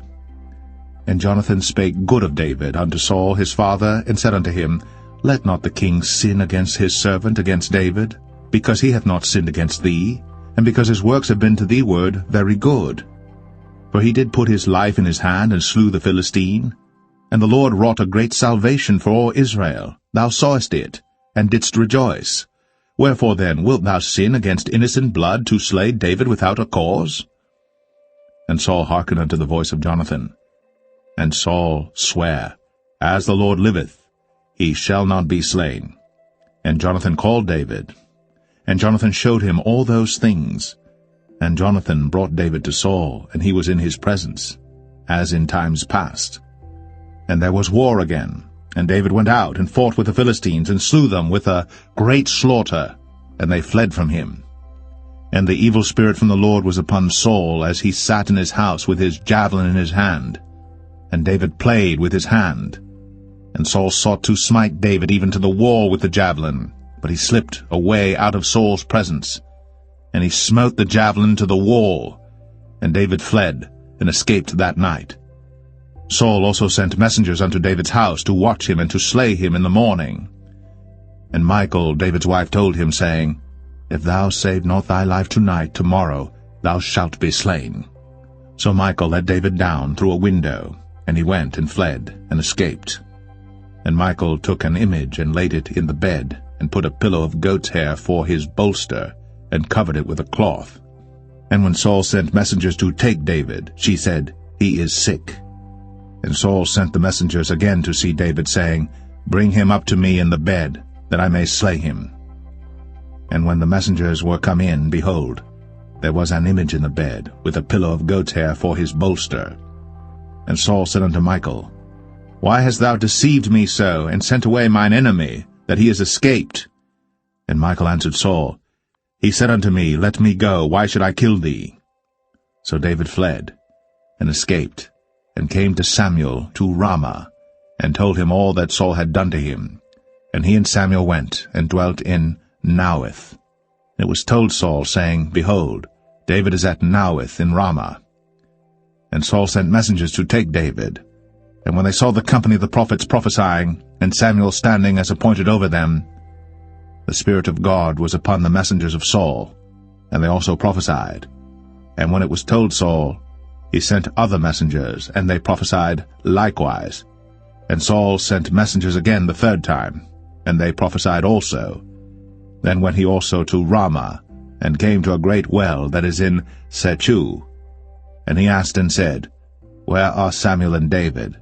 And one said, Behold, they be at Naueth in Ramah. And he went thither to Naueth in Ramah. And the Spirit of God was upon him also. And he went on, and prophesied, until he came to Naueth in Ramah. And he stripped off his clothes also, and prophesied before Samuel in like manner, and lay down naked all that day, and all that night. Wherefore they say, Is Saul also among the prophets?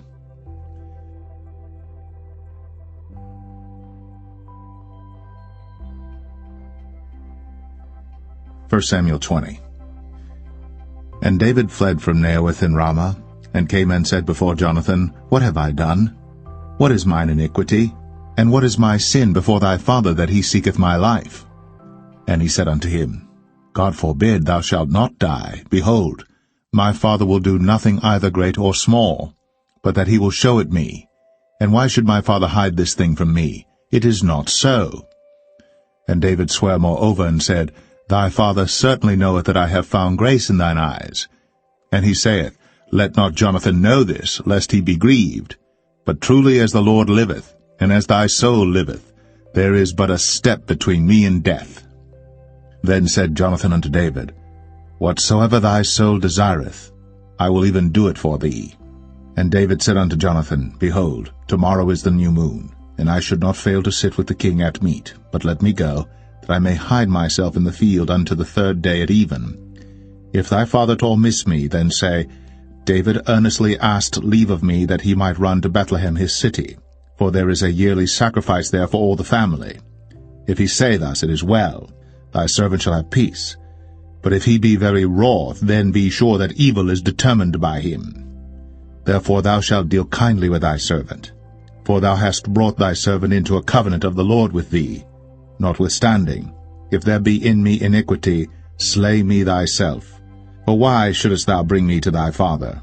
And Jonathan said, Far be it from thee, for if I knew certainly that evil were determined by my father to come upon thee, then would not I tell it thee? Then said David to Jonathan, Who shall tell me? Or what if thy father answer thee roughly? And Jonathan said unto David, Come, and let us go out into the field. And they went out, both of them, into the field. And Jonathan said unto David, O Lord God of Israel, when I have sounded my father about tomorrow any time, or the third day, and behold, if there be good toward David, and I then send not unto thee, and show it thee, The Lord do so and much more to Jonathan. But if it please my father to do thee evil, then I will show it thee, and send thee away, that thou mayest go in peace, and the Lord be with thee, as he hath been with my father. And thou shalt not only while yet I live show me the kindness of the Lord, that I die not, but also thou shalt not cut off thy kindness from my house forever, no, not when the Lord hath cut off the enemies of David every one from the face of the earth. So Jonathan made a covenant with the house of David, saying, Let the Lord even require it at the hand of David's enemies. And Jonathan caused David to swear again, because he loved him, for he loved him as he loved his own soul. Then Jonathan said to David, Tomorrow is the new moon, and thou shalt be missed, because thy seat will be empty. And when thou hast stayed 3 days, then thou shalt go down quickly, and come to the place where thou didst hide thyself when the business was in hand, and shalt remain by the stone Ezel. And I will shoot 3 arrows on the side thereof, as though I shot at a mark, and behold, I will send a lad, saying, Go, find out the arrows. If I expressly say unto the lad, Behold, the arrows are on this side of thee, take them, then come thou. For there is peace to thee, and no hurt, as the Lord liveth. But if I say thus unto the young man, Behold, the arrows are beyond thee, go thy way, for the Lord hath sent thee away. And as touching the matter which thou and I have spoken of, behold, the Lord be between thee and me forever. So David hid himself in the field. And when the new moon was come, the king sat him down to eat meat. And the king sat upon his seat as at other times, even upon a seat by the wall. And Jonathan arose, and Abner sat by Saul's side, and David's place was empty. Nevertheless Saul spake not anything that day, for he thought, Something hath befallen him. He is not clean. Surely he is not clean. And it came to pass on the morrow, which was the 2nd day of the month, that David's place was empty. And Saul said unto Jonathan his son, Wherefore cometh not the son of Jesse to meat, neither yesterday nor today? And Jonathan answered Saul, David earnestly asked leave of me to go to Bethlehem. And he said, Let me go, I pray thee. For our family hath a sacrifice in the city, and my brother, he hath commanded me to be there. And now, if I have found favor in thine eyes, let me get away, I pray thee, and see my brethren. Therefore he cometh not unto the king's table. Then Saul's anger was kindled against Jonathan. And he said unto him, Thou son of the perverse, rebellious woman, do not I know that thou hast chosen the son of Jesse to thine own confusion, and unto the confusion of thy mother's nakedness? For as long as the son of Jesse liveth upon the ground, thou shalt not be established, nor thy kingdom. Wherefore, now send and fetch him unto me, for he shall surely die. And Jonathan answered Saul his father, and said unto him, Wherefore shall he be slain? What hath he done? And Saul cast a javelin at him to smite him, whereby Jonathan knew that it was determined of his father to slay David. So Jonathan arose from the table in fierce anger, and did eat no meat the 2nd day of the month, for he was grieved for David, because his father had done him shame. And it came to pass in the morning that Jonathan went out into the field at the time appointed with David, and a little lad with him. And he said unto his lad, Run, find out now the arrows which I shoot. And as the lad ran, he shot an arrow beyond him. And when the lad was come to the place of the arrow which Jonathan had shot, Jonathan cried after the lad, and said, Is not the arrow beyond thee? And Jonathan cried after the lad, Make speed, haste, stay not. And Jonathan's lad gathered up the arrows, and came to his master. But the lad knew not anything, only Jonathan and David knew the matter. And Jonathan gave his artillery unto his lad, and said unto him, Go, carry them to the city. And as soon as the lad was gone, David arose out of a place toward the south, and fell on his face to the ground, and bowed himself 3 times. And they kissed one another, and wept one with another, until David exceeded. And Jonathan said to David, Go in peace, forasmuch as we have sworn both of us in the name of the Lord, saying, The Lord be between me and thee, and between my seed and thy seed forever. And he arose, and departed. And Jonathan went into the city.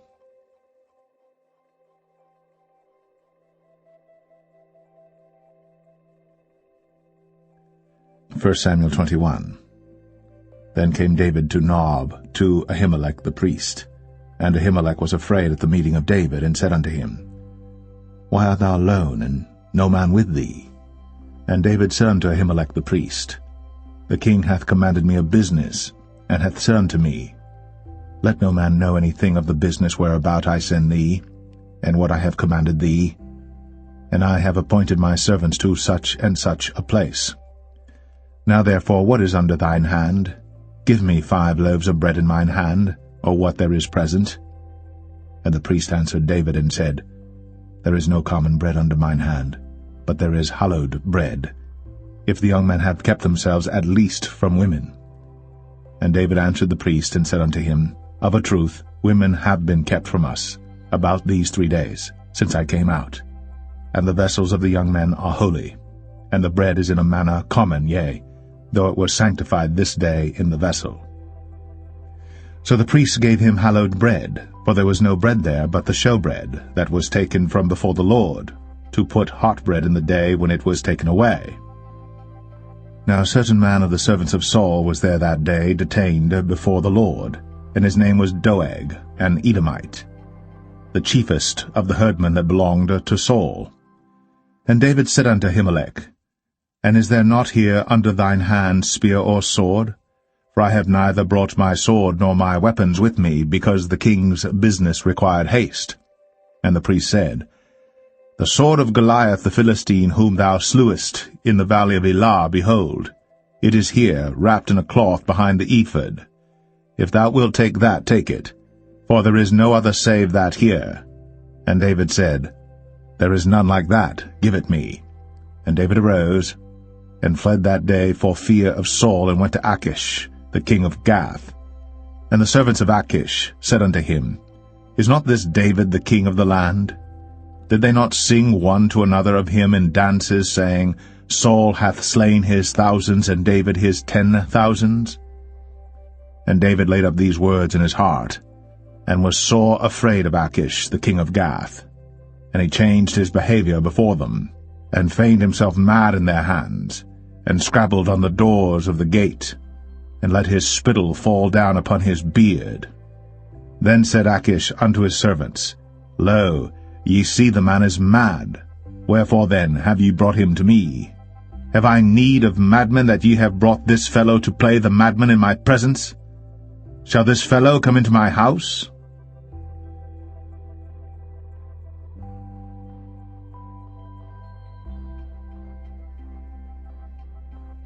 First Samuel 22. David therefore departed thence, and escaped to the cave Adullam. And when his brethren and all his father's house heard it, they went down thither to him. And every one that was in distress, and every one that was in debt, and every one that was discontented gathered themselves unto him. And he became a captain over them.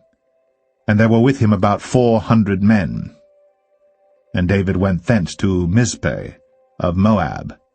And he said unto the king of Moab, Let my father and my mother, I pray thee, come forth, and be with you, till I know what God will do for me.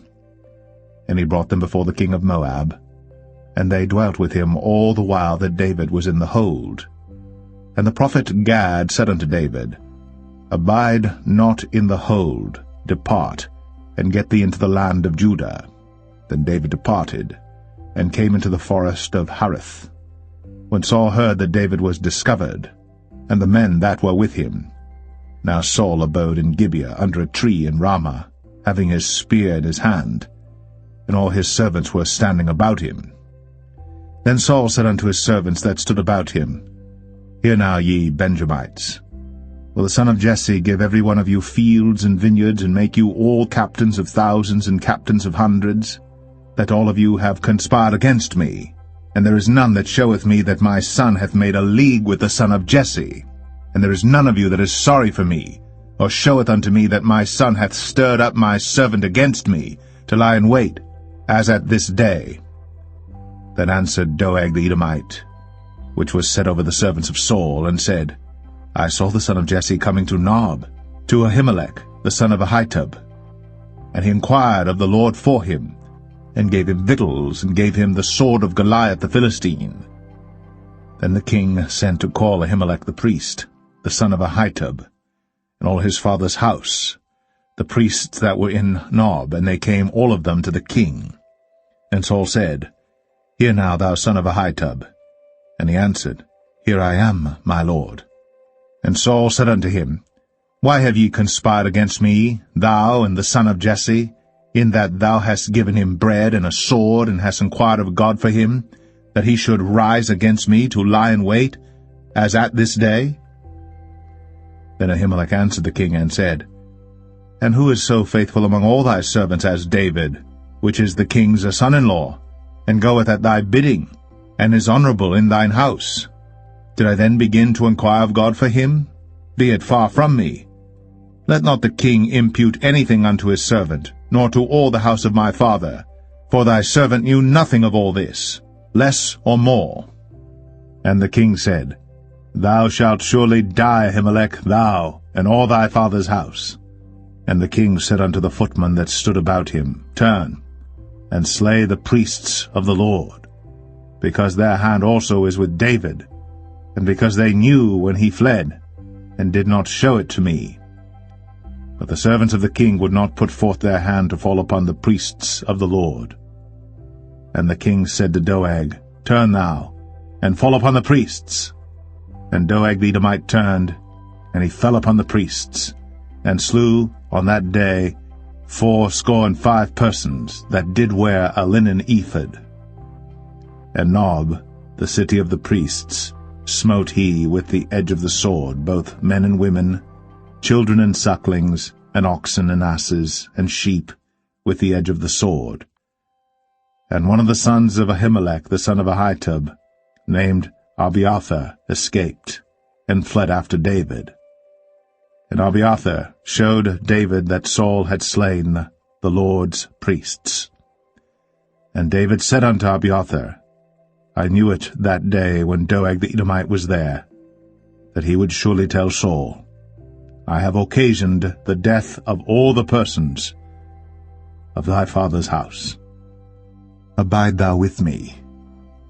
Fear not, for he that seeketh my life seeketh thy life. But with me thou shalt be in safeguard.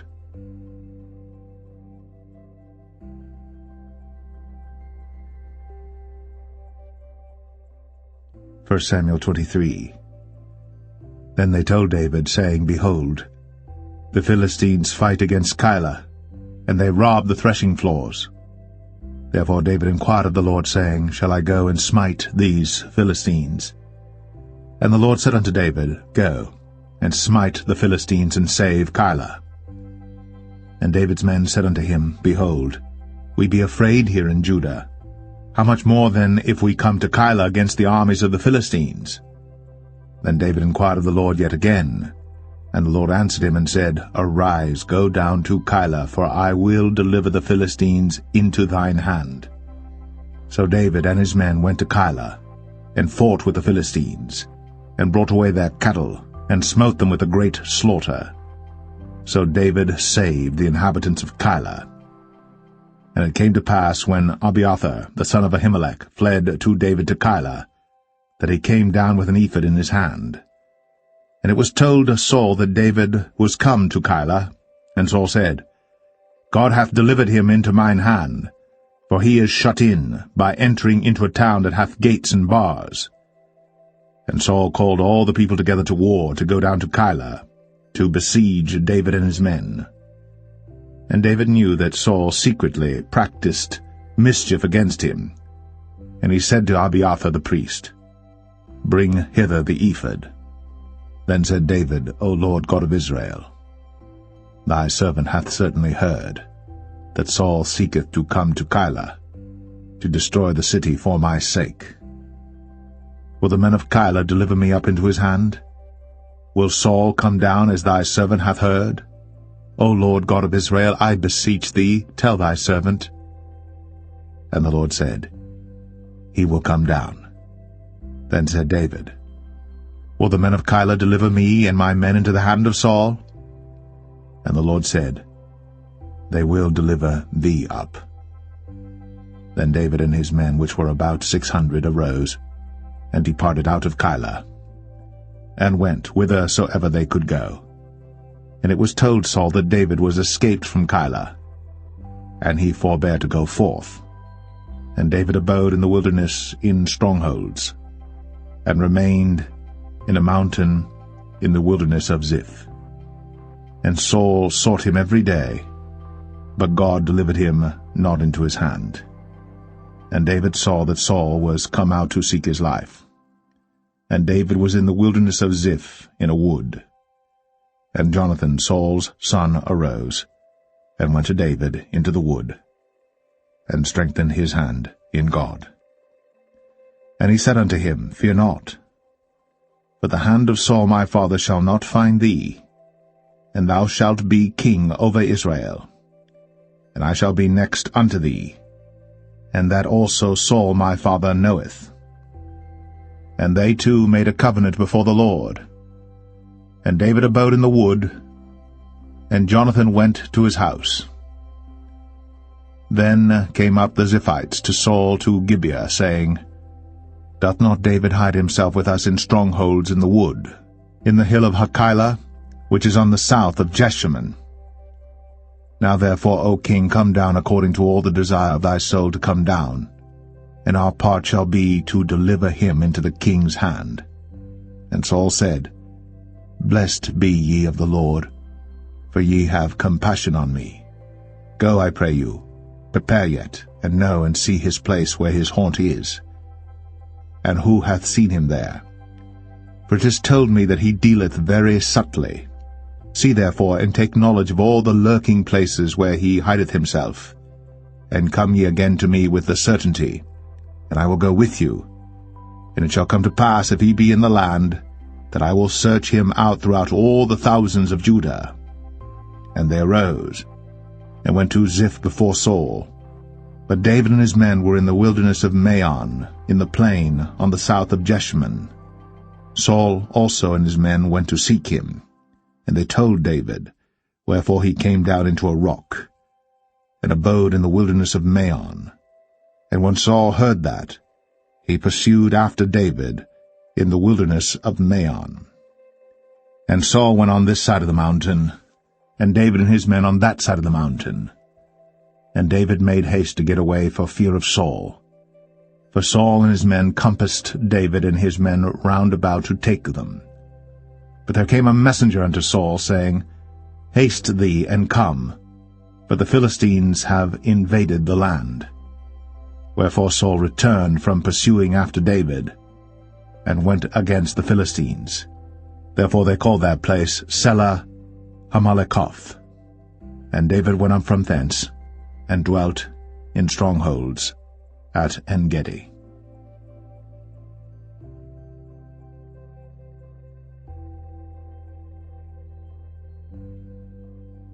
1 Samuel 24. And it came to pass, when Saul was returned from following the Philistines, that it was told him, saying, Behold, David is in the wilderness of En-gedi. Then Saul took 3,000 chosen men out of all Israel, and went to seek David and his men upon the rocks of the wild goats. And he came to the sheepcotes by the way, where was a cave. And Saul went in to cover his feet, and David and his men remained in the sides of the cave. And the men of David said unto him, Behold the day of which the Lord said unto thee, Behold, I will deliver thine enemy into thine hand, that thou mayest do to him as it shall seem good unto thee. Then David arose, and cut off the skirt of Saul's robe privily, And it came to pass afterward that David's heart smote him, because he had cut off Saul's skirt. And he said unto his men, The Lord forbid that I should do this thing unto my master, the Lord's anointed, to stretch forth mine hand against him, seeing he is the anointed of the Lord. So David stayed his servants with these words, and suffered them not to rise against Saul. But Saul rose up out of the cave, and went on his way. David also rose afterward, and went out of the cave, and cried after Saul, saying, My lord the king. And when Saul looked behind him, David stooped with his face to the earth, and bowed himself. And David said to Saul, Wherefore hearest thou men's words, saying, Behold, David seeketh thy hurt? Behold, this day thine eyes have seen how that the Lord had delivered thee today into mine hand in the cave, and some bade me kill thee. But mine eyes spared thee, and I said, I will not put forth mine hand against my Lord, for he is the Lord's anointed. Moreover, my father, see the skirt of thy robe in my hand. For in that I cut off the skirt of thy robe, and killed thee not. Know thou, and see that there is neither evil nor transgression in mine hand, and I have not sinned against thee. Yet thou huntest my soul to take it. The Lord judge between me and thee, and the Lord avenge me of thee, but mine hand shall not be upon thee.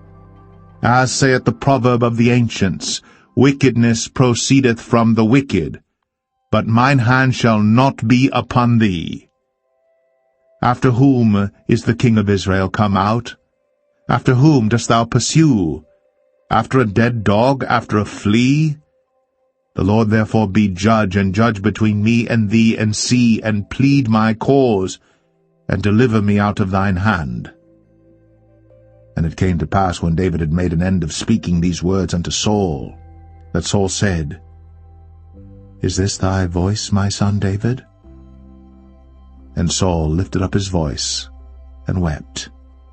And he said to David, Thou art more righteous than I, for thou hast rewarded me good, whereas I have rewarded thee evil. And thou hast shown this day how that thou hast dealt well with me, forasmuch as when the Lord had delivered me into thine hand, thou killedst me not. For if a man find his enemy, will he let him go well away? Wherefore the Lord reward thee good for that thou hast done unto me this day. And now behold, I know well that thou shalt surely be king, and that the kingdom of Israel shall be established in thine hand. Swear now therefore unto me by the Lord, that thou wilt not cut off my seed after me, and that thou wilt not destroy my name out of my father's house. And David sware unto Saul. And Saul went home, but David and his men gat them up unto the hold.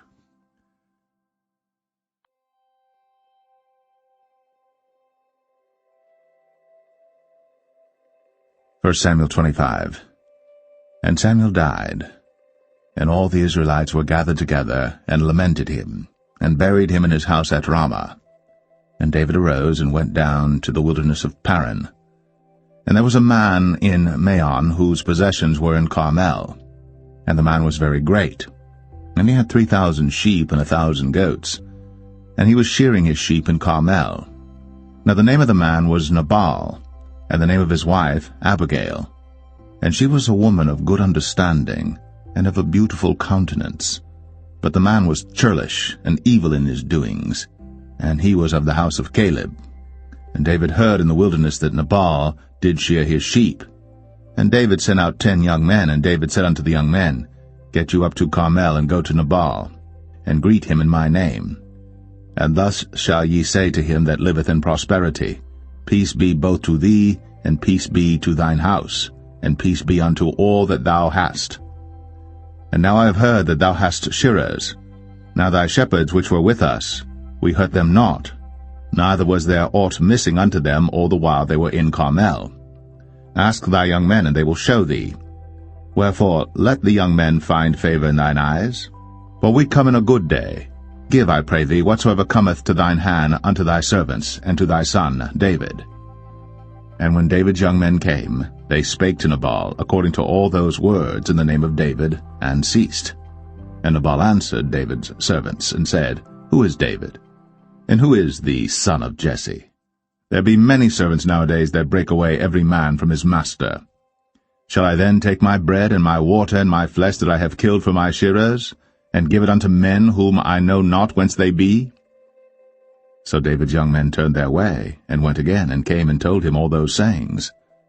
And David said unto his men, Gird ye on every man his sword. And they girded on every man his sword. And David also girded on his sword. And there went up after David about 400 men, and 200 abode by the stuff. But one of the young men told Abigail, Nabal's wife, saying, Behold, David sent messengers out of the wilderness to salute our master, and he railed on them. But the men were very good unto us, and we were not hurt, neither missed we anything as long as we were conversant with them when we were in the fields. They were a wall unto us both by night and day. All the while we were with them keeping the sheep. Now therefore know and consider what thou wilt do, for evil is determined against our master, and against all his household. For he is such a son of Belial, that a man cannot speak to him. That Abigail made haste, and took 200 loaves and 2 bottles of wine, and 5 sheep ready dressed, and 5 measures of parched corn, and 100 clusters of raisins, and 200 cakes of figs, and laid them on asses. And she said unto her servants, Go on before me, behold, I come after you. But she told not her husband Nabal. And it was so, as she rode on the ass, that she came down by the covert of the hill, and behold, David and his men came down against her, and she met them.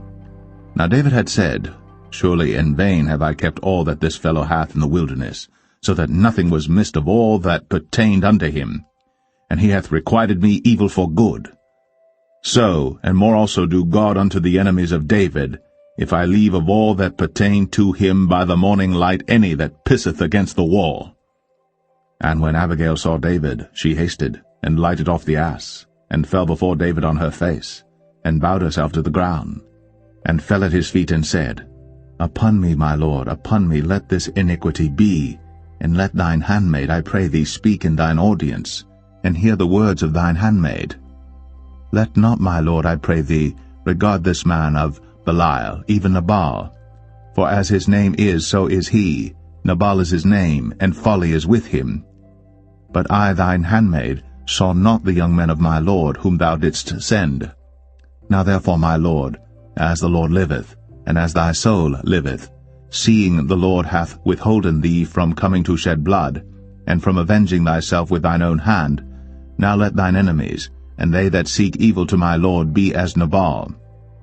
And now this blessing which thine handmaid hath brought unto my lord, let it even be given unto the young men that follow my lord.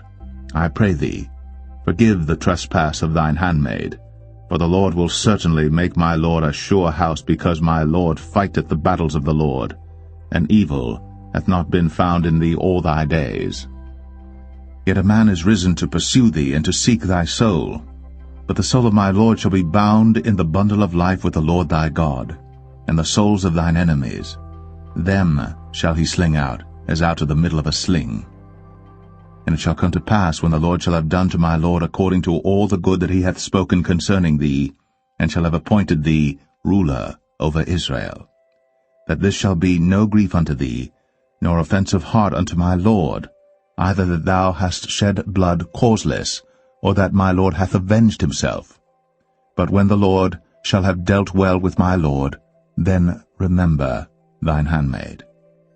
And David said to Abigail, Blessed be the Lord God of Israel, which sent thee this day to meet me. And blessed be thy advice, and blessed be thou, which hast kept me this day from coming to shed blood, and from avenging myself with mine own hand. For in very deed, as the Lord God of Israel liveth, which hath kept me back from hurting thee, except thou hadst hasted and come to meet me, surely there had not been left unto Nabal by the morning light any that pisseth against the wall. So David received of her hand that which he had brought him, and said unto her, Go up in peace to thine house. See, I have hearkened to thy voice, and have accepted thy person. And Abigail came to Nabal, and behold, he held a feast in his house, like the feast of a king. And Nabal's heart was merry within him, for he was very drunken. Wherefore she told him nothing, less or more, until the morning light. But it came to pass in the morning, when the wine was gone out of Nabal, and his wife had told him these things, that his heart died within him, and he became as a stone. And it came to pass about 10 days after, that the Lord smote Nabal, that he died. And when David heard that Nabal was dead, he said, Blessed be the Lord, that hath pleaded the cause of my reproach from the hand of Nabal, and hath kept his servant from evil.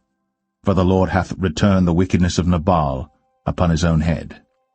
And David sent and communed with Abigail, to take her to him to wife.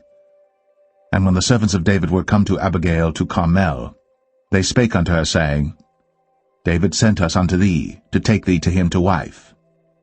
And she arose, and bowed herself on her face to the earth, and said, Behold, let thine handmaid be a servant to wash the feet of the servants of my lord. And Abigail hasted and arose, and rode upon an ass, with 5 damsels of hers that went after her.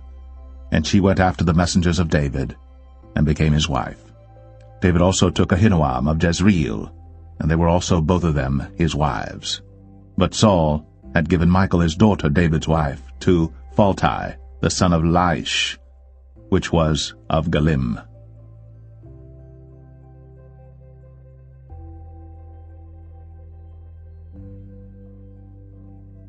1 Samuel 26.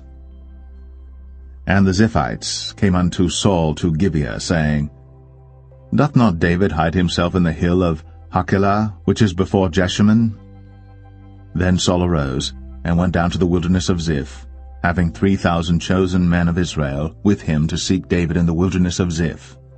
And Saul pitched in the hill of Hachilah, which is before Jeshimon, by the way. But David abode in the wilderness, and he saw that Saul came after him into the wilderness. David therefore sent out spies, and understood that Saul was come in very deed. And David arose, and came to the place where Saul had pitched. And David beheld the place where Saul lay, and Abner the son of Ner, the captain of his host. And Saul lay in the trench, and the people pitched round about him. Then answered David, and said to Ahimelech the Hittite, and to Abishai, the son of Zeruiah, brother to Joab, saying, Who will go down with me to Saul to the camp? And Abishai said, I will go down with thee. So David and Abishai came to the people by night, and behold, Saul lay sleeping within the trench, and his spear stuck in the ground at his bolster. But Abner and the people lay round about him. Then said Abishai to David, God hath delivered thine enemy into thine hand this day. Now therefore let me smite him, I pray thee, with the spear even to the earth at once, and I will not smite him the second time. And David said to Abishai, Destroy him not, for who can stretch forth his hand against the Lord's anointed, and be guiltless? David said furthermore, As the Lord liveth, the Lord shall smite him, or his day shall come to die, or he shall descend into battle and perish. The Lord forbid that I should stretch forth mine hand against the Lord's anointed. But I pray thee, take thou now the spear that is at his bolster, and the cruse of water, and let us go. So David took the spear and the cruse of water from Saul's bolster, and they gat them away, and no man saw it, nor knew it, neither awaked, for they were all asleep, because a deep sleep from the Lord was fallen upon them. Then David went over to the other side, and stood on the top of an hill afar off, a great space being between them. And David cried to the people, and to Abner the son of Ner, saying, Answerest thou not, Abner? Then Abner answered and said, Who art thou that criest to the king? And David said to Abner, Art not thou a valiant man? And who is like to thee in Israel? Wherefore then hast thou not kept thy lord the king? For there came one of the people in to destroy the king thy lord. This thing is not good that thou hast done. As the Lord liveth, ye are worthy to die, because ye have not kept your master the Lord's anointed. And now see where the king's spear is, and the cruse of water that was at his bolster. And Saul knew David's voice, and said, Is this thy voice, my son, David? And David said, It is my voice, my lord, O king. And he said, Wherefore doth my lord thus pursue after his servant? For what have I done, or what evil is in mine hand? Now therefore, I pray thee, let my lord the king hear the words of his servant. If the Lord have stirred thee up against me, let him accept an offering. But if they be the children of men, cursed be they before the Lord, for they have driven me out this day from abiding in the inheritance of the Lord, saying, Go serve other gods. Now therefore, let not my blood fall to the earth before the face of the Lord. For the king of Israel is come out to seek a flea, as when one doth hunt a partridge in the mountains. Then said Saul, I have sinned. Return, my son David. For I will no more do thee harm, because my soul was precious in thine eyes this day. Behold, I have played the fool, and have erred exceedingly. And David answered and said, Behold the king's spear, and let one of the young men come over and fetch it. The Lord render to every man his righteousness and his faithfulness. For the Lord delivered thee into my hand today. But I would not stretch forth mine hand against the Lord's anointed. And behold, as thy life was much set by this day in mine eyes, so let my life be much set by in the eyes of the Lord, and let him deliver me out of all tribulation. Then Saul said to David, Blessed be thou, my son David. Thou shalt both do great things, and also shalt still prevail. So David went on his way, and Saul returned to his place.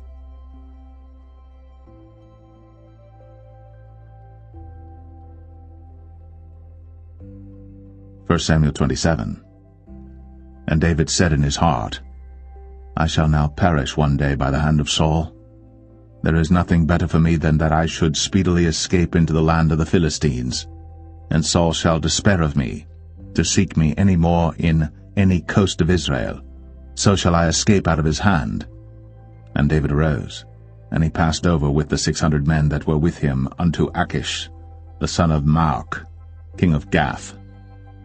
And David dwelt with Achish at Gath, he and his men, every man with his household, even David with his 2 wives, Ahinoam the Jezreelitess, and Abigail the Carmelitess, Nabal's wife. And it was told Saul that David was fled to Gath, and he sought no more again for him. And David said unto Achish, If I have now found grace in thine eyes, let them give me a place in some town in the country, that I may dwell there. For why should thy servant dwell in the royal city with thee? Then Achish gave him Ziklag that day. Wherefore Ziklag pertaineth unto the kings of Judah unto this day. And the time that David dwelt in the country of the Philistines was a full year and 4 months. And David and his men went up, and invaded the Geshurites, and the Gezrites, and the Amalekites.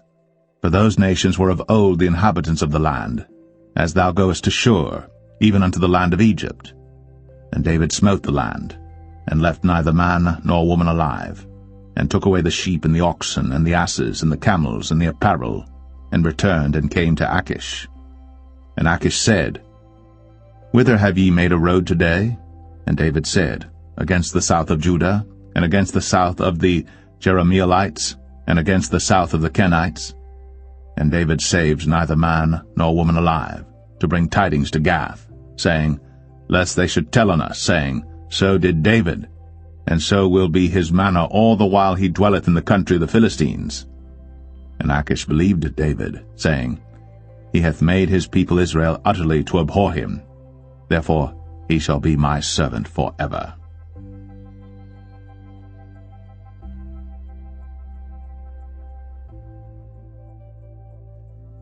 1 Samuel 28. And it came to pass in those days that the Philistines gathered their armies together for warfare, to fight with Israel.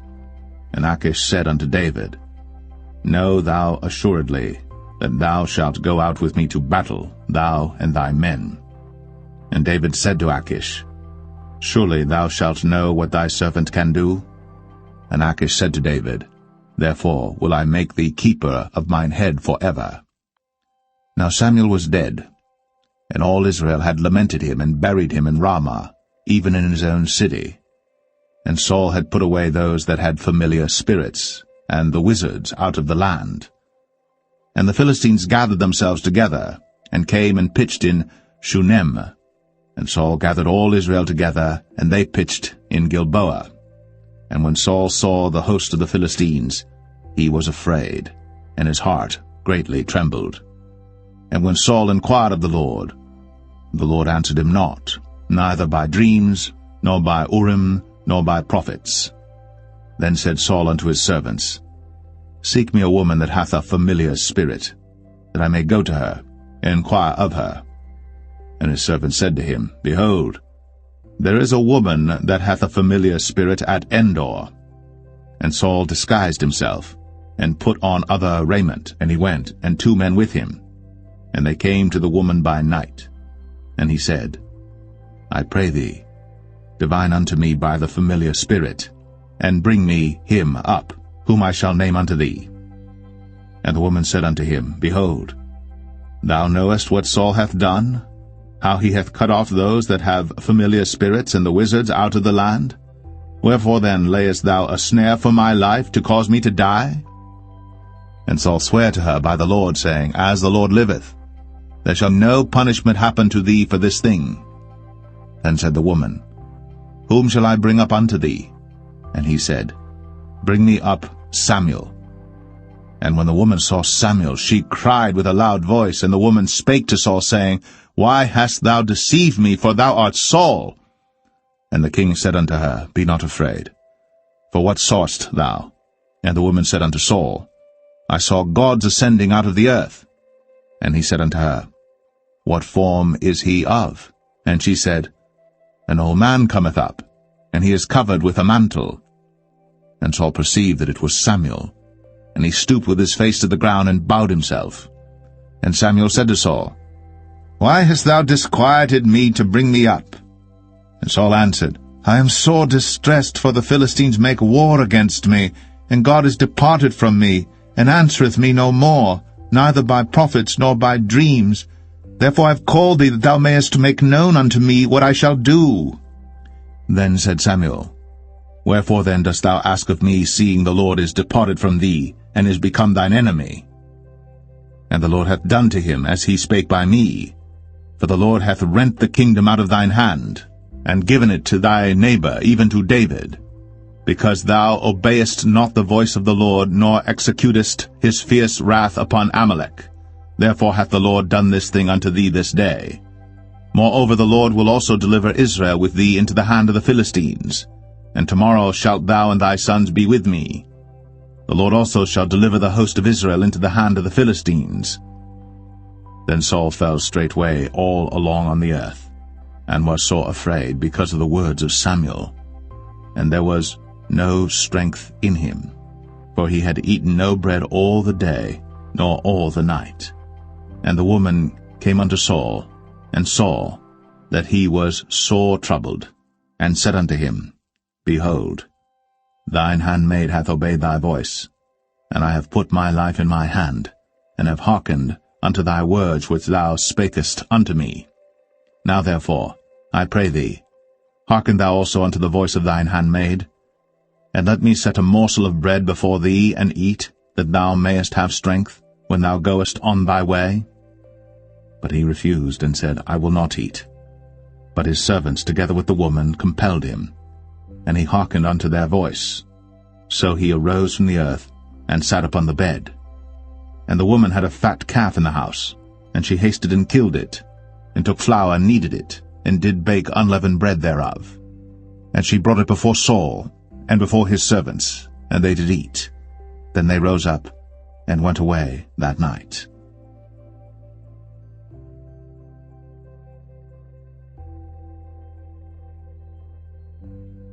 1 Samuel 29. Now the Philistines gathered together all their armies to Aphek, and the Israelites pitched by a fountain which is in Jezreel. And the lords of the Philistines passed on by hundreds and by thousands, but David and his men passed on in the rearward with Achish. Then said the princes of the Philistines, What do these Hebrews here? And Achish said unto the princes of the Philistines, Is not this David the servant of Saul, the king of Israel, which hath been with me these days, or these years? And I have found no fault in him since he fell unto me unto this day. And the princes of the Philistines were wroth with him. And the princes of the Philistines said unto him, Make this fellow return, that he may go again to his place which thou hast appointed him, and let him not go down with us to battle, lest in the battle he be an adversary to us. For wherewith should he reconcile himself unto his master? Should it not be with the heads of these men? Is not this David, of whom they sang one to another in dances, saying, Saul slew his thousands, and David his 10,000s? Then Achish called David and said unto him, Surely as the Lord liveth, thou hast been upright, and thy going out and thy coming in with me in the host is good in my sight. For I have not found evil in thee since the day of thy coming unto me unto this day. Nevertheless the Lord's favour thee not. Wherefore now return and go in peace, that thou displease not the lords of the Philistines. And David said unto Achish, But what have I done? And what hast thou found in thy servant so long as I have been with thee unto this day, that I may not go fight against the enemies of my lord the king? And Achish answered and said to David, I know that thou art good in my sight, as an angel of God. Notwithstanding the princes of the Philistines have said, He shall not go up with us to the battle. Wherefore now rise up early in the morning with thy master's servants that are come with thee, and as soon as ye be up early in the morning and have light, depart. So David and his men rose up early to depart in the morning, to return into the land of the Philistines. And the Philistines went up to Jezreel.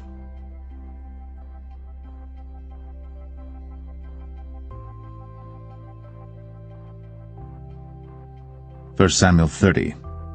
And it came to pass, when David and his men were come to Ziklag on the 3rd day, that the Amalekites had invaded the south and Ziklag, and smitten Ziklag, and burnt it with fire, and had taken the women captives that were therein.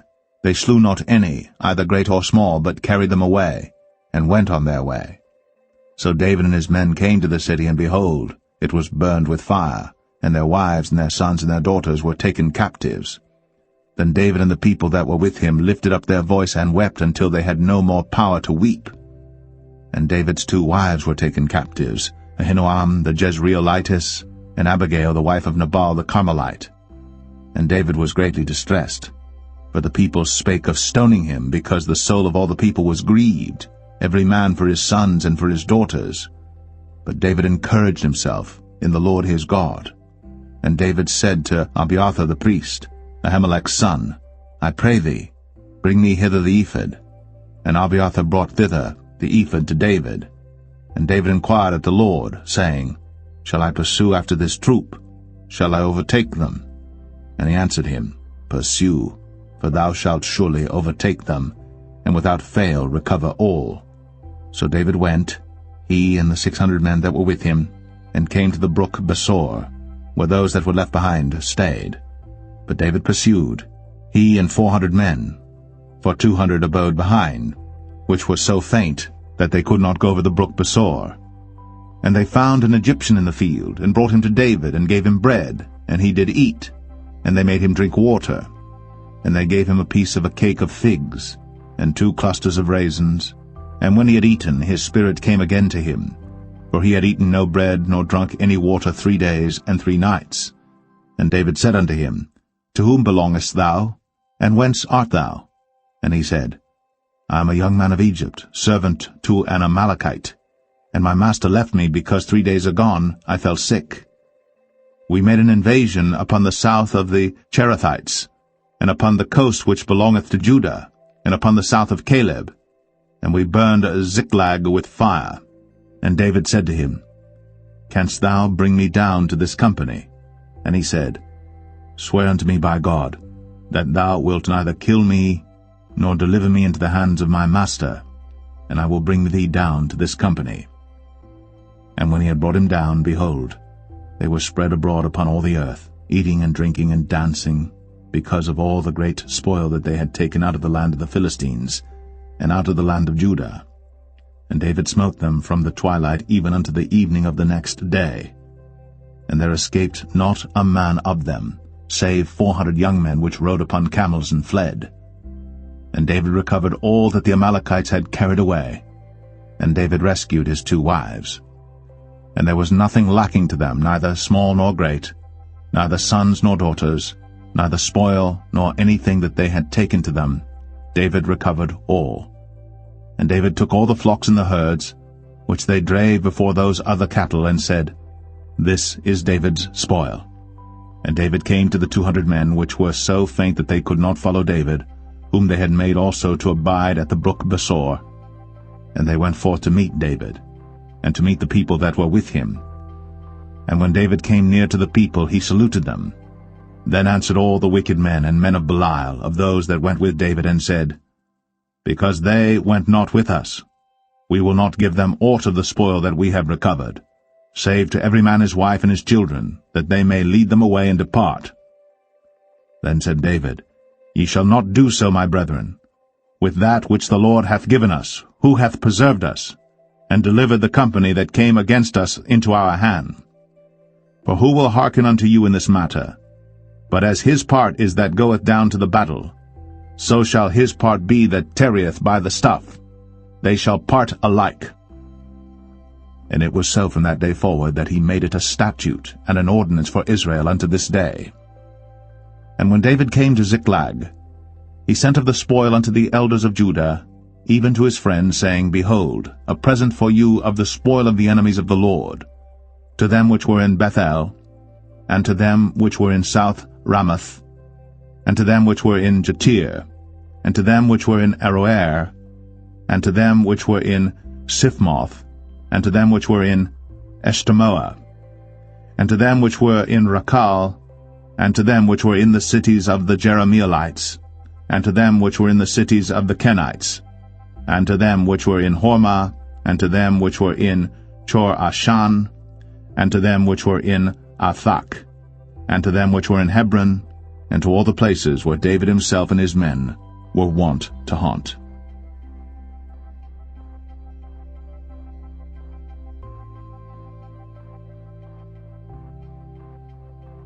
1 Samuel 31.